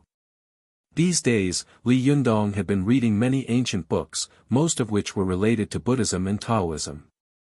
Although many of the Taoist books were about the mysterious cultivation techniques, most of them were about the most basic knowledge of cultivation, traditional Chinese medicine. Therefore, Li Yundong's heart skipped a beat and he immediately thought of a way to help Zhou Qin stand up again. He straightened up and said softly to her, "Don't worry, I'll come to see you again. Go to watch net. 7 KOM."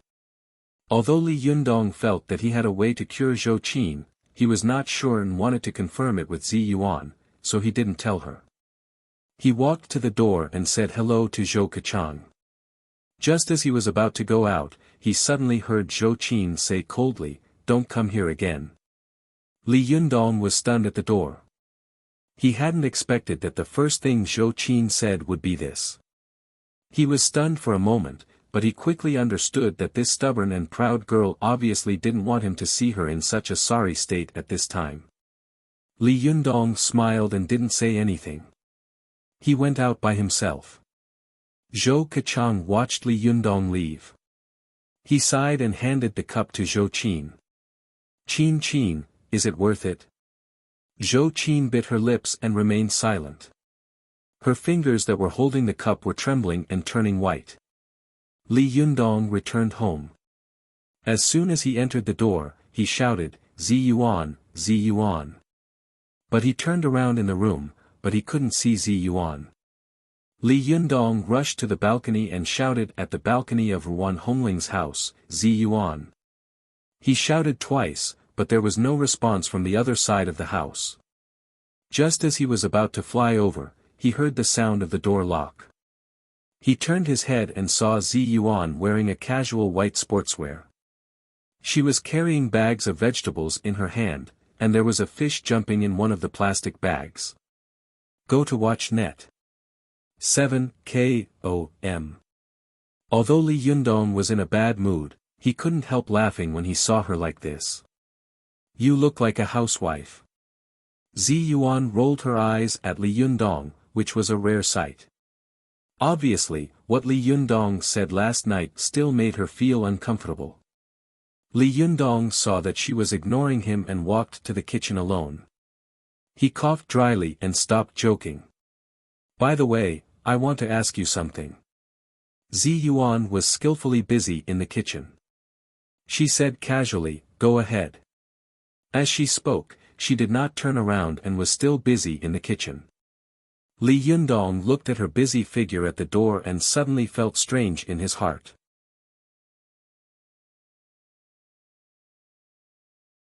Zi Yuan was like the hostess of the house, and he was like a guest. He told Zi Yuan about Zhou Qin's situation, and then told her his own thoughts and opinions. Finally, he said, "Do you think my method will work?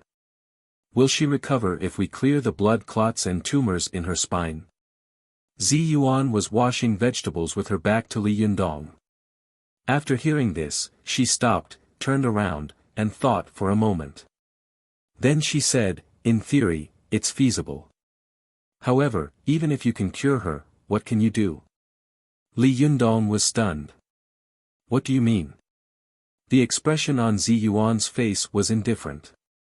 She wiped her hands on the apron in front of her and asked, "Even if she can stand up again, what can she do?" She had lost all of her past, lost everything. Could she go back to her previous life? And Zi Yuan gave Li Yundong a meaningful look. "And, can you give her what she really wants?" Li Yundong's whole body shook, and he fell into deep thought. It was not that Li Yundong didn't know that Zhou Qin liked him, but he really didn't expect that Zhou Qin would pay so much for him. This kind of sacrifice was so deep that he could hardly repay it. Zi Yuan sighed slightly, and her tone seemed to have seen through the affairs of the world. She said lightly, "You can cure her external injuries, but you can't cure her internal injuries. Go to the internet. Don't tell me you're going to repay me with your body." Li Yundong immediately said firmly, "When I went to the hospital to see Zhao Yujian last time, I heard Ding Nan say something outside the ward. She said, 'Love is not charity. You don't have to love whoever is pitiful. I love Su Chan, and she also loves me. This has not changed, and it will not change in the future.'" Zi Yuan took a deep look at Li Yundong and sighed. "My master once told me that the world of mortals is bitter, but the most bitter is love. He said that cultivators must not indulge in worldly love, otherwise it will be difficult for them to have great cultivation and achievements in the future." Li Yundong's face was full of seriousness. He retorted, "I don't think so. I am a novice cultivator, but in my opinion, I think the reason why you cultivators cultivate is purely for the sake of cultivation. You have never thought about why I should cultivate. Your master said that the world of mortals is bitter, but the most bitter is love. Do you believe him? Have you ever tasted love? You haven't even tasted love. How can you say that love is bitter?" Zi Yuan was stunned. She subconsciously asked, "I saw that when you and Su Chan parted, the two of you were sad and gloomy. Tears fell like rain. Even as an outsider, I can feel the pain in your heart. If this isn't bitterness, then what is?" When Li Yundong heard her mention Su Chan, he couldn't help but show a hint of softness in his eyes. He said, "In life, there is nothing perfect. You only see the separation of life and death, so you think that life is bitter.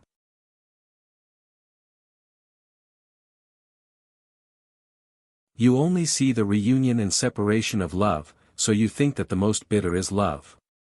But, have you ever seen the sweetness and happiness between two people when they are together? Have you ever seen the joy of their love being satisfied in an instant when they meet again?" The more Li Yundong spoke, the softer his voice became. His eyes were lost in thought, as if he had leaped to the near future, to the days after he brought Su Chan back. He said, "Why should I cultivate? Because I know that if I don't cultivate, I won't be able to protect myself, let alone my girl. Once something happens, we will have to face the scene of reunion and separation again. I don't want to see such a scene again, so I want to cultivate." Li Yundong said, "You can think that I have no future, or that I don't want to make progress, but I am like this. I want to be a cultivator who only envies lovers, not immortals. All the motivation for my cultivation now is to make myself stronger as soon as possible, get through the heavenly tribulation, and then be with my girl. I will take good care of her and make sure that she doesn't get hurt again." Zi Yuan was stunned by Li Yundong's words. She felt that something deeply rooted in her heart had been shaken by Li Yundong. She couldn't help murmuring, "Master has been telling me this since I was a child. Is he wrong? Impossible, how could Master be wrong? He has never been wrong." Li Yundong saw that Zi Yuan, who had always been wise and calm, was at a loss at this time. He couldn't help saying, "Is your master always right? If he is right in everything, why did he marry Ao Wuxuan back then?" Zi Yuan's body shook, and her eyes widened, unable to speak. Li Yundong suddenly looked at Zi Yuan sympathetically and said, "You said it yourself. If you don't experience the world, how can you know what it feels like? Looking at you like this, let me ask you boldly, have you ever been in love? Do you know what it feels like to be in love between two people? Can you understand the feeling of being willing to give up everything for the other party?" Zi Yuan was stunned by Li Yundong's question. She was stunned, and her mind was in a mess. She subconsciously asked, "Didn't Zhou Qin give up everything for you? How will you repay her?" There was a deep and thoughtful look in Li Yundong's eyes. He sighed softly and said, "She ruined herself and her life for me. So, I have to give it all back to her. I caused her to be unable to stand up, so I must make her stand up again. I caused her to lose her life of luxury, so I must give her another life that can be compared to it." Zi Yuan came to her senses. She realized something and asked tentatively, "Are you going to teach her cultivation?" Li Yundong nodded heavily. "Yes." Zi Yuan took a deep breath and said slowly, "Since you've made your decision, I won't say anything more."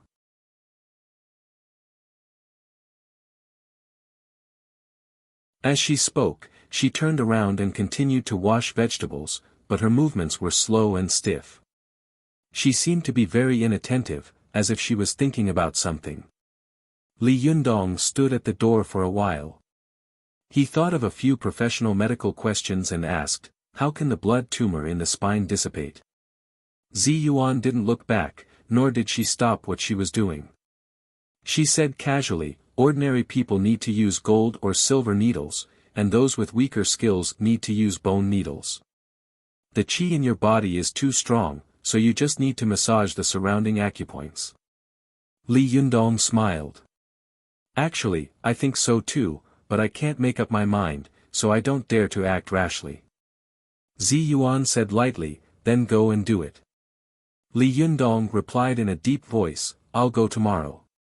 Li Yundong was about to turn around and leave when Zi Yuan suddenly stopped. She turned around and said with a confused face, "Li Yundong, what does love taste like? Why do so many people say it's bitter, but why do so many people taste it? Even my master is no exception." Li Yundong smiled slightly. "Why don't you go and taste it yourself? Others tell you 1,000 times, but it's not as good as experiencing it once." After that, he turned and walked out of the kitchen.